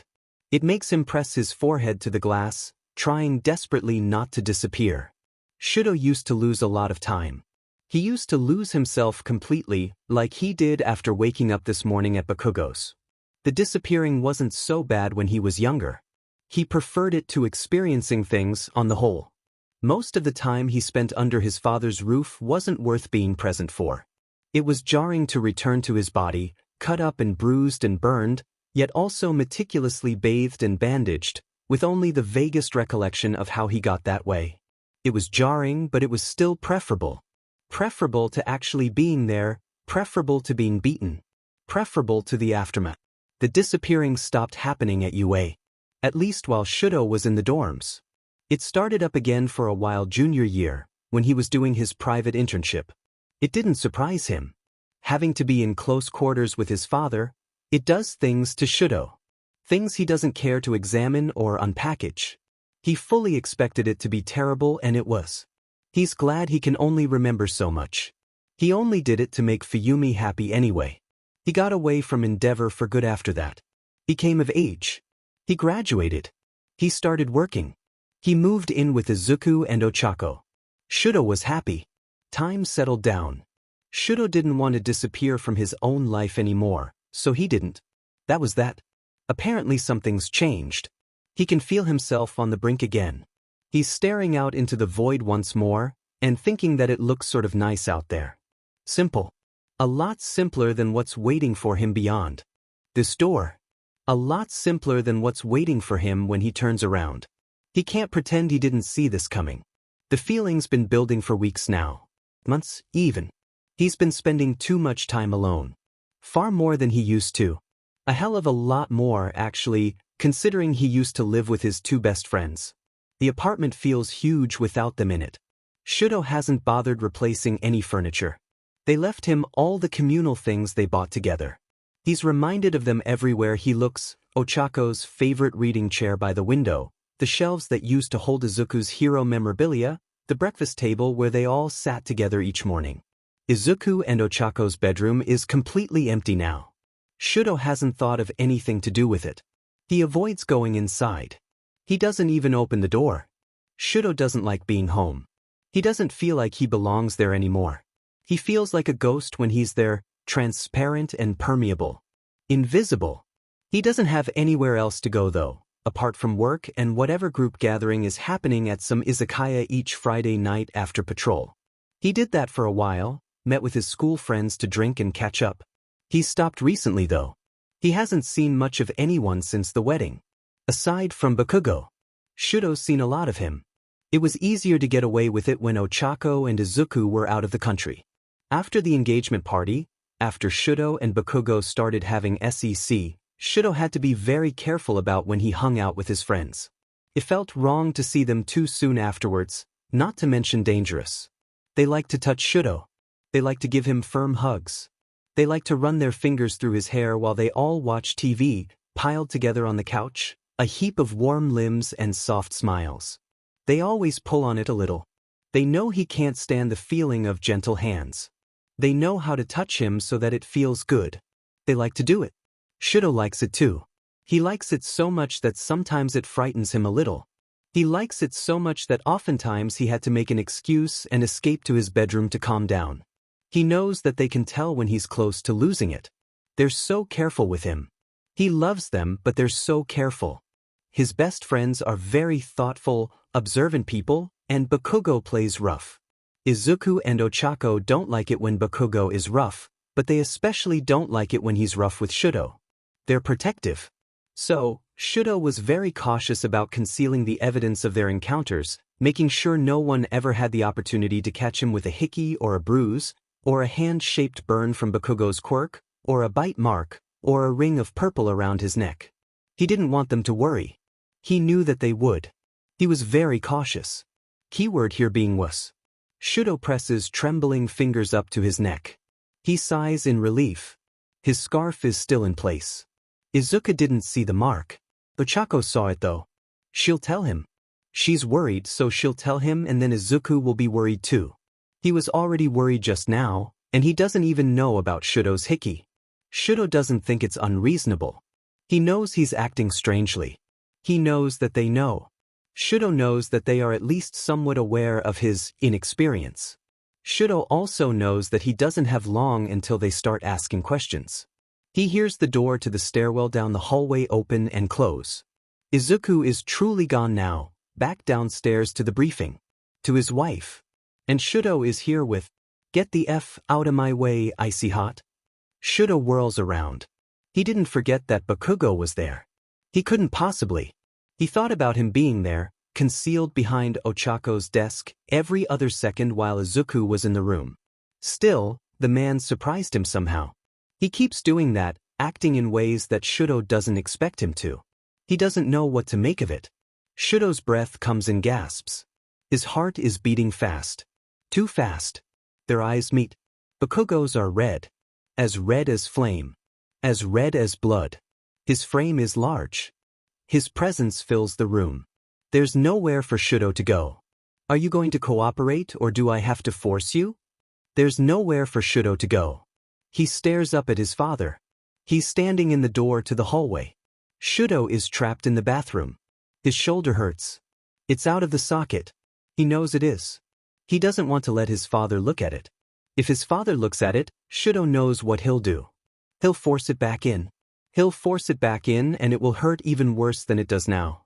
The last time he did it, it hurt so much that Shudo cried. Even so, the pain isn't what Shudo is dreading the most. His father steps closer. Shudo shrinks back against the bathroom counter. The handle on the cabinet digs into his back. Shudo's throat burns. Endeavor reaches out. He's going to do it. Shudo doesn't have a choice. His father is going to reset his shoulder. He's going to take Shudo's shirt off to make sure he can see it right. He'll use his hands, too large, too warm. Their skin will touch. He'll press and he'll prod, but he won't leave any bruises behind. Not any more bruises, any. Training is over. He'll be gentle. Shudo wishes his father would hurt him again instead. He'd rather be in pain. He'd rather take a punch from him than accept his help. His father's hand descends. Shudo tastes bile. Shudo's head snaps to one side. His cheek stings. He presses a palm to it. What's happening? The F is wrong with you? Bakugo says. Shudo looks at him. You slapped me, he says, bewildered. Bakugo's eyes get even wider and wilder. Shudo's never seen him like this before. He looks angry. He looks angry enough to kill. But there's something beneath it. Something softer. Something wounded. Shudo's probably imagining it. He's clearly not in his right mind. I didn't mean, you were hyperventilating and shit. Bakugo exclaims, throwing his arms out. Shudo winces at his volume. I couldn't, you weren't listening to anything, what the f was I supposed to do, huh? Just leave? FNG dash, Bakugo breaks off. He takes a sharp breath through his nostrils. He looks at Shudo for a moment longer, then closes his eyes. He shakes his head. He takes a step back. No, I'm not doing this.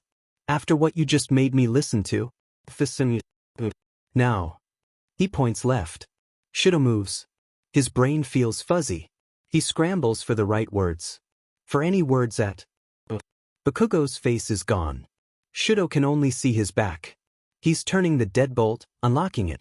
He's mumbling to himself. He's angry. His shoulders are so broad. Shudo wants to see his eyes again. He wants to be seen by them, pierced by them. He wants to be brought further away from the edge. He wants to be held in place. Bakugo is so good at holding him in place. Shudo doesn't want to float away. He wants to stay with Bakugo. He wants to feel something. I'm sorry, Shudo says. I don't think I know what's happening. Bakugo scoffs. Don't apologize to me, he growls. He doesn't open the door. He turns over one shoulder, looking at Shudo through slitted eyes, just the slightest hint of red. Cheeks is the one you're screwing over.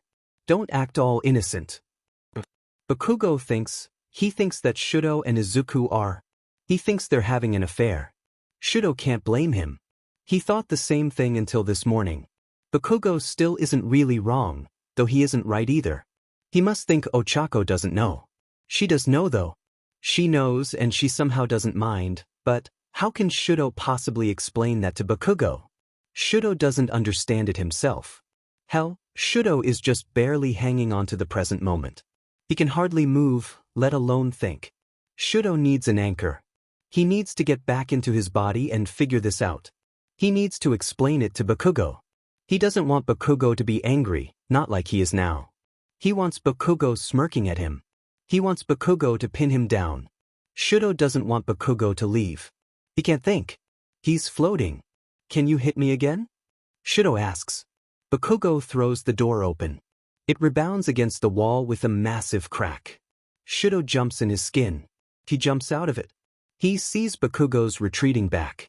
Then he doesn't see anything at all. The next thing Shudo knows, he's on patrol with Momo. More specifically, he's on break with Momo. They're sitting atop the coalition building. She's holding out a tray of onigiri. Salmon or tuna? She asks. Shudo-kun? Which one? Her smile is wavering. How long has she been waiting for him to answer? You pick, he says. She draws back, setting the tray on her lap. Her smile is gone. How about I just give you one of each? She suggests. Shudo nods.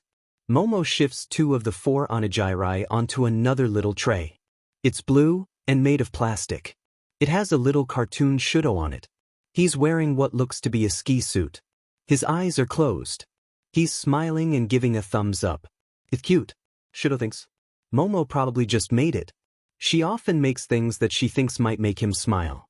Shudo hopes he reacted appropriately when she showed it to him. Maybe he should comment on it just to be safe. Where is little Shudo this time? He asks, taking the tray from her. He looks happy. Her smile comes back a little, but her eyebrows crease together. Shudo's stomach turns a flip. He's in the mountains. At the cabin. She clearly expects him to know what she's talking about. He doesn't have a clue. The cabin. Shudo says, coloring his words with as little inflection as possible. It doesn't work. The frown spreads from her brows to her lips. She leans forward, looking up into his eyes. We were just talking about it a second ago, she says. He's not very good at reading emotions, but he can see the concern on her face as clear as day. Are you feeling all right? She asks. Shudo does a quick scan of his body. His ribs are still sore from patrol yesterday. He can feel Bakugo's bite marks rubbing up against his hero outfit, raw and chafing. He's wearing his cold weather top, even though it's still too warm for it. He can feel the thick fabric of his turtleneck squeezing his neck, pressing up against the hickey beneath his ear. He's tense. He's tired. He's worried about almost everything. He should tell her about it. He knows she'd be happy to listen. She'd be safe to talk to. She doesn't like to get involved in other people's business. She'd probably give him some good advice. She might even give him a hug. She knows how to do it right, firm and confident. Shudo thinks about it for a long moment before coming to a conclusion. It's too risky, he thinks. Secret is safer. Secret is always safer. I feel fine, he says. Just lost in thought, I guess. Her lips purse. She hums and takes a demure bite of her salmon onigiri. She covers her mouth as she chews. She doesn't look at him, other than to steal the occasional surreptitious glance. You've been distant lately, she says once she's swallowed. You seem, I don't know. Worn out. Troubled. I can tell there's something on your mind. There are too many things on his mind. The physical discomfort, as usual, is the least of it. He's heartbroken. He's horny. He's confused. He wants to cry into Ochako's shoulder. He wants Izuku to kiss him and tell him everything is going to be okay. He wants Bakugo to pin him down and if him until he bleeds. He keeps seeing his father's face in his head. Shudo's scared. I don't mean to pry, Shudo-kun. Momo says. Her voice is soft. She's looking at him again. Shudo meets her gaze. I just want to make sure you're okay. I'm worried about you. Everyone's. I'm not the only one who's worried. Shudo doesn't know what he says back. He doesn't know what the onigiri taste like. He doesn't know what they do during the second half of their patrol. The next time he's present behind his eyes, he's alone on the street. He's dressed in his civvies again. It's dark out. He checks his phone. It's 7:30. He doesn't know what to do. He knows there's something he's supposed to do, somewhere he's supposed to go. The knowledge floats just out of his reach. He can't grasp the details. He can't grasp much of anything. He's just standing on the curb outside the coalition building, doing nothing, going nowhere, being no one. He starts walking. He walks for a long time. He isn't sure where he's going. He doesn't read the street signs that he passes. He doesn't think. He hardly looks up. He watches the sidewalk moving beneath his feet. He feels his phone buzz inside pocket of his messenger bag. It buzzes a lot. He doesn't take it out. He keeps walking. Eventually he turns off onto a side street. It's quieter. The street lights glow yellow instead of white. It feels familiar, like he's been here before. Some of the fog surrounding him starts to melt away. He looks up. He sees gray and green. There's a door in front of him. It's bordered with light, shining through the long, thin windows on either. So, Shido knocks. Katsuki doesn't go to the briefing. He walks out of Ochako's office and straight down the stairs into the basement. Then he walks down the long hallway to the 4th training hall, the one with the blast-proof walls and the training dummies. He keys in his access code with a shaking hand. He accidentally presses 5 instead of 8. He swears violently. He starts over. The keypad trills and the doors slide open. When Katsuki emerges a half hour later, there isn't much left inside apart from a few smoldering heaps of ash. He's gonna have to foot the bill for the next round of equipment. Whatever he thinks. It's not like he hasn't done it before. Nobody minds these occasional rampages as long as he pays to replace what he destroys. Katsuki's the number 5 hero. He can afford the cost. It's worth it. He's calmer now. Clear-headed. What happened upstairs isn't controlling him anymore. Katsuki put it out of his mind. His anger at Deku, his concern for Uraraka, his frustration with himself. His indignation at the entire ridiculous situation. His deep and abiding worry about Todoroki's recent behavior. His certainty that something is very, very wrong. Katsuki put it all away. For his sanity. For now. He's pretty good at letting things go, as long as he has a way to burn off the initial burst of anger. He has laser-sharp focus. He can accomplish just about anything once he decides he wants to. He's a stubborn a-hole. It's why he's such a goddamn incredible hero.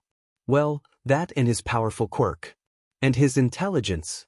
And his rugged good looks. He tells himself these things over and over and he suits up and heads out for his morning patrol. Katsuki is fine. He's good. He's great. He's the best there is. So how did it go? Idra asks. Did Todoroki forgive you? F you. Katsuki replies. He stalks down the sidewalk, giving a terse nod to Ito-san who is out pruning her hydrangeas. She waves at him cheerfully, then at Idru, who is hot on Katsuki's heels. They're looking beautiful, ma'am. Idru calls, stopping at her gate. Katsuki can't see her anymore, but he hears her laugh. Thanks, Red, you're too sweet. Don't stop on my account or you'll lose him. Right as usual, Ito-san. Eiji replies. Katsuki hears his clomping footsteps, running to catch up. He slows as he reaches Katsuki's side. He grabs Katsuki's shoulders.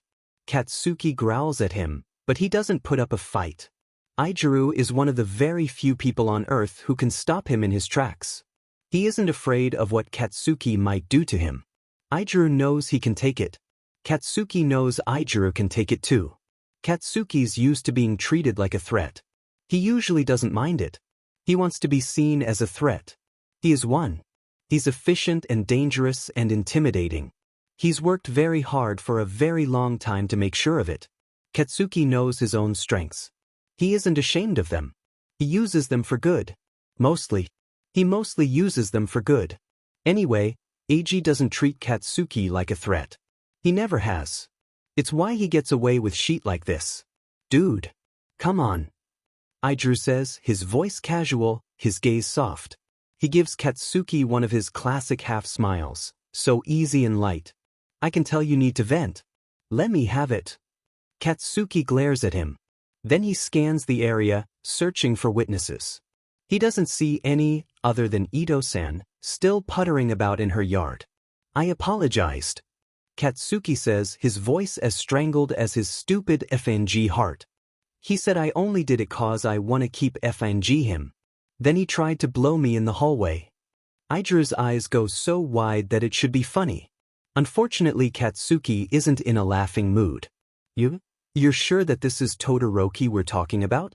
Katsuki shakes off his best friend's hands, hissing at him. Yes, I'm effing sure. Hole. Ijiru slings an arm around Katsuki's shoulders and leads them into the park. It's technically on their patrol route. It also happens to offer a decent amount of privacy compared to the wide open streets surrounding it. Okay, it's just, it doesn't seem like something he would do, you know? You gotta work with me here, Cats. I only found out this morning that the two of you are Ijiru breaks off. Katsuki sighs. What are you, exactly? You weren't very clear on the phone. We're nothing. We're just having section. Right. Eiji says, sounding unsure. You and Todoroki are just having section. And how long have you been doing that? Katsuki doesn't look at him. He can't, not while he admits this. And he's not gonna lie to Eiji, not directly. The man is his best friend. He deserves the truth. Besides, Katsuki's not sure he can handle this alone anymore. 6 months, he says. Kirishima freezes in his tracks. 6 months? Katsuki blows air through his nose, shaking his head. We shouldn't be talking about this. We're on the clock. You've been Shudo Todoroki for 6 months and you just told me today? Keep your voice down, idiot. How is this even possible? You don't do relationships. I told you it's just a 'cause you're the king of the one-night stand. Who lasted the longest before this? Kami? Katsuki nods, miserable. Eiji moves his palms forward in a gesture that says, you see. He continues. And that was only, like, a week? A fortnight. Katsuki mumbles, remembering the most exhausting 2 weeks of his life with a shudder. You're practically married to him, Kats. God, I feel like I've fallen into a parallel universe. He takes a step back, studying Katsuki with suspicious eyes. Katsuki looks heavenward, wondering what he did to deserve this. Did you let him? Eiji asks. Katsuki sighs, watching the tops of the trees sway in the breeze. Did I let him what? Did you let him blow you? Kirishima has his teasing voice on. He thinks Katsuki is gonna say no, of course. If any other person had propositioned him in the coalition building, Katsuki would have laughed in their face. Ijiru knows this. He knows Katsuki very well. Unfortunately, Katsuki can't say no. He can't even tell Eiji to F off. He's too busy regretting every decision that brought him to this moment.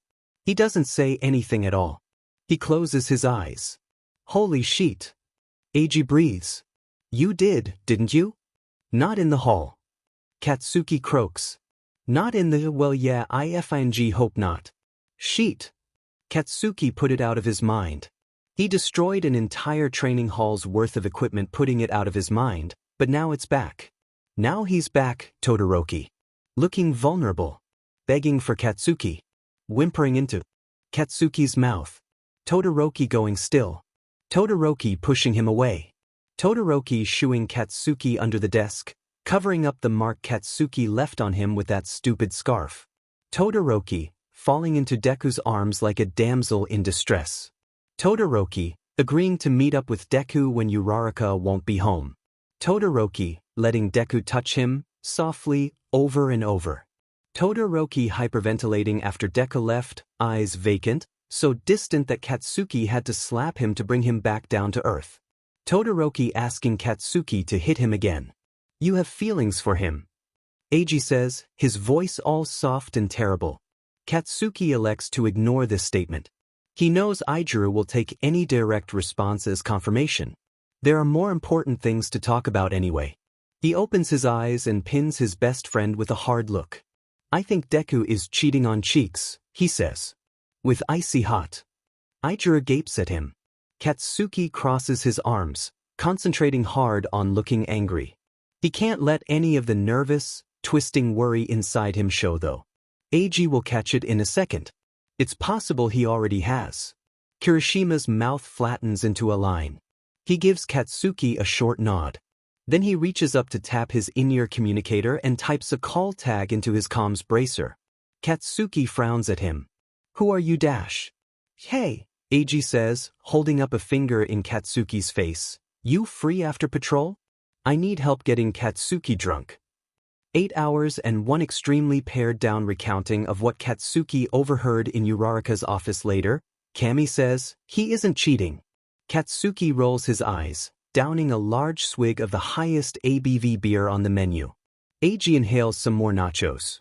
I dunno, he says, mouth full, I could see it. Midoriya's always had the hots for Todoroki. Sometimes those two go a little crazy, you know?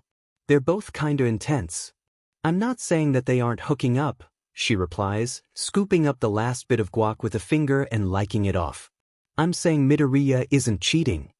Katsuki and AG exchange a bewildered look. What? Kami asks. You don't see a logical inconsistency there? Katsuki drones. I mean, I always knew you were dumb, but this is next level dash. Oh, for F's sake, she interrupts. I know what I'm talking about, you pompous butt. Ochako and I hook up all the time. Aijuru and Katsuki whip their heads around to look at her. She blinks at them innocently. Katsuki growls at her. That's impossible. Women do exist even when you're not around to see them, Kaken. Kami says, her voice dry as bone. We have lives and everything. Shut the f up. I'm not a misogynist. Katsuki bangs his palms on the table. Neither of his friends look fazed. I'm saying she's in love with Deku, obviously. She's always been in love with him. That's why it's so fed up that he's cheating on her with their best friend, Kami. F dash. She widens her eyes dramatically, pulling down her chin. Oh wow. You're heated, huh? You're really invested in this. Interesting. She gets that maniacal glint in her eye. She leans forward to rest a delicate elbow on the table, ping her head to one side and setting it in her palm. She smiles. Katsuki drags a hand down his face, regretting bringing her into this already. Let's talk about that, Katsuki. Why so many feelings? You probably should talk about it, dude. Kirishima mutters. Maybe Kami can help with dash. I'm not invested. Katsuki growls, pointedly not looking at Aijuru, who he's sure is wearing a completely ridiculous face right now. A face that says, I'm a big fat idiot who thinks Katsuki is the kind of person who falls in love. Katsuki didn't tell Kami about his relationship, his arrangement with Todoroki. He didn't tell her on purpose. He can't afford to give her any hints. Kami talks. There are some things she doesn't need to know. He points a finger at her, channeling all of the adrenaline from this ridiculous FING conversation into telling her off. Stop saying shit just to mess with me. He spits, this is effing serious. I'm not messing with you, Katsuki. Some of her verve has evaporated. She's furrowing her brow at him like she's confused. He crosses his arms, throwing himself into the backrest of the booth a little too hard. Yeah, right. Whatever. He scoffs. You and Cheeks are hooking up, and Chargebolt is the #1 hero. Aijuru lets out a displeased sound. Come on cats, that's rude. Denki is doing really well recently. Don't take your anger about Kami's pathological need to lie out on him. Kami squints at him, pouting. She tosses her hair back off one shoulder and takes a sip of her tequila soda. Okay, I do love to and also need to lie, she says, but... She holds up a finger by her face, fluttering her eyelashes. I am not lying about this. Ochako and I have been hooking up for years. She's ravishing. She's adorable. She hasn't, but that won't quit. I'm obsessed with her. You seriously didn't know this? You're not lying. Aijuru states it as a fact. Katsuki looks at him. Eiji looks back, eyes wide. Dude, she's not lying. Katsuki looks back at her. She smirks at him. She loves to be the center of attention. Katsuki hates to give her the privilege, but it's kinda hard not to at the moment. Explain. Now. He barks. She shimmies her shoulders. No need to be so CC about it, Kaken. He rolls his eyes at her, clenching his jaw. She sighs musically before she continues. We connected at one of Shinsa's parties, if you must know. We're not dating or anything, just having fun. Shinso has parties? Katsuki asks, brow furrowed. He looks at Idru for confirmation. The redhead shrugs at him, his expression bewildered. Wow. Cammy says, her voice flat and pitying. The girls who really do gornt. Idru leans over, quick as lightning despite being solid as rock.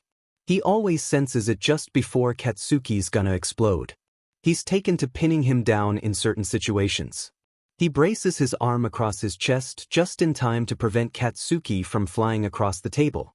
What the F are you even saying? You don't make any sense. Cammy has the audacity to laugh at him. I'm saying that Midoriya isn't cheating on Ochako, you little pissant. They're open. Poly or whatever. You know I'm not into labels. She's brought him along a couple of times, actually. He's pretty good with that tongue of his. Katsuki's eyes nearly pop out of his head. Idru covers Katsuki's mouth. Katsuki swears into his palm. Cammy waves and winks at their waiter, who leans over from the neighboring booth wearing a frown. Hi, she says, fluttering her eyelashes. Don't worry about him, he's fine. Can we get a couple rounds of tequila shots, please? She squeezes her arms together beneath her BRSDS, the picture-perfect coquette. Katsuki gets distracted for a second because holy shit, Cammy's rack, but gets over it pretty quickly. He said the hell off, and he isn't dumb enough to get taken in by her charms. The waiter is though. He stares down wide-eyed for a long moment. Then he looks up, eyeing Katsuki nervously. Katsuki flips him off. Bakugo! Idru chastises, his tone scandalized. That's not cool. He didn't do anything to you. Hey, I'm sorry man, I promise we'll leave a huge tip. He's an idiot when he's sad. The waiter nods faintly. Right, he says. Okay, I'll be right back with that patron you asked for. Oh, top shelf. Cammy coos, turning to blow Katsuki a kiss. Thanks, Kaken. So generous of you to treat us. All the fight goes out of him. With this final blow they, mostly Cammy, have annoyed him into SB Emerson. Katsuki flips from anger into sullenness. He realizes as Idru sighs and lets him go, that this is probably what they were going for. Then he remembers what the hell they're talking about and buries his face in his hands. This is F-Ed, he groans. Idru pats him on the back. He hears Cammy scoff and looks up to scowl at her. She rolls her eyes. Honestly, Katsuki, they're adults. They're allowed to do what they want with their bodies. Sometimes they want to eat a Cammy buffet. And who can blame them? They have great taste. Idru lets out a startled snort of laughter. Katsuki squeezes his eyes shut, trying to cleanse his brain of unwanted images. He didn't mind when it was just Ochako and Cammy. In fact, that was kinda awesome to think about. It wasn't until Deku came into the picture that everything became horrifying. Ugh, shut up. Stop describing things. Katsuki says. Even if they are swingers dash. How old are you? It's not the 60s, no one uses that word anymore dash. Even if they are, it doesn't matter. Deku and Todoroki are sneaking around regardless. It isn't right, I'm telling you. Katsuki crosses his arms in a huff. Kirishima's looking at him all weird. He doesn't like it. FNG what? He asks. You just called him Todoroki, Idru says. Cammy's eyes go wide, then shrink again to squint at Katsuki. You did call him Todoroki, she breathes.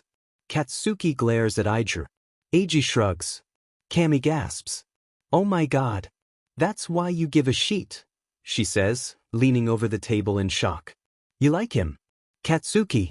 That's so sweet. Katsuki ignores her. He continues staring down his best friend, who is looking guiltier by the second. Move, shitty hair, Katsuki grits out. I'm leaving. Idru slides out of the booth. Katsuki gets up and throws a couple bills down on the table. He makes sure it's enough to pay for the entire tab. Cammy can SEK his generous D-dash. The waiter comes back with the patron shots, 6 of them arranged on a wooden tray. Katsuki takes 2 of them back to back, no salt, no lime. This discussion is over, he says, focusing on the burn of the alcohol in his throat. Don't talk to anyone else about it or I'll kill you both. He leaves. They don't try to stop him, they know by now when to cut their losses. Katsuki's stupid hearing aids pick up their waiter's annoying voice just before he opens the front door. You said he's sad? The man asks. I'd hate to see him angry. Katsuki walks home. He left his bike there after patrol, knowing that they were headed to happy hour. It isn't too far, just under a mile. Still, by the time he reaches his street he's stumbling. Between the beers and the shots, he's had a bit too much to drink. It doesn't matter though. Eiji made him call off tomorrow. He can get as drunk as he wants. He keeps this thought in mind as he closes his front door and toes out of his high tops. He makes a beeline for the wet bar and pours himself a couple fingers of scotch. He's already halfway down the path towards a miserable hangover. He may as well double down. He drinks it on the back patio. It's dark out, but he doesn't turn on the lights Eiji helped him string up on the pergola. It just doesn't seem worth it. It's not like Katsuki's out here trying to enjoy the backyard. He's not enjoying any of this. He's just trying his best not to fly off the handle and murder Deku in a jealous rage. It gets darker. It gets colder, the warmth of the afternoon disappearing with the light. Katsuki checks the time. It's almost 9. He finishes his drink, chasing off visions of whatever the hell Todoroki and Deku are up to right now. He goes back through the sliding door and exchanges his moto jacket for his favorite fleece-lined UA sweatshirt, then finds himself in front of the bar again, contemplating the bottle of scotch. He shouldn't drink more. His vision is warping as it is. Drinking isn't gonna make anything easier. It isn't gonna fix anything. Katsuki knows that. Still, he's tempted. This is really bad, he thinks, reaching for the bottle. This is really FING bad. Luckily, he's interrupted by a knock at the door. He lets go of the scotch, and the bottle falls a couple inches onto the bar, clinking noisily against its neighbors. Katsuki blinks down at it, flexing his hand. I'm drunker than I thought, he thinks. Whoever is knocking, Eiji probably, knocks again, somewhat more frantically. Katsuki sighs and stumbles to the front door. All right, fucking hell. I'm coming. He fumbles with the lock and chain. It's taking him an embarrassingly long time to get the door open, but he knows Kirishima won't judge him for it. Katsuki's glad he's here. He feels dangerously close to following Todoroki and Deku off the deep end. Eiji's always stabilized him. He'll make Katsuki drink water. Maybe he'll even convince him to talk about his feelings. Katsuki's just drunk enough that it could happen. He finally gets the door open, but it isn't Aijuru waiting for him on the other side. It's Todoroki. Katsuki's heart crawls up into his mouth. He stares at the man, shell-shocked. He wonders if he's hallucinating. Todoroki looks up at Katsuki, his eyes wide and confused. I need help, he says. Katsuki lets him in.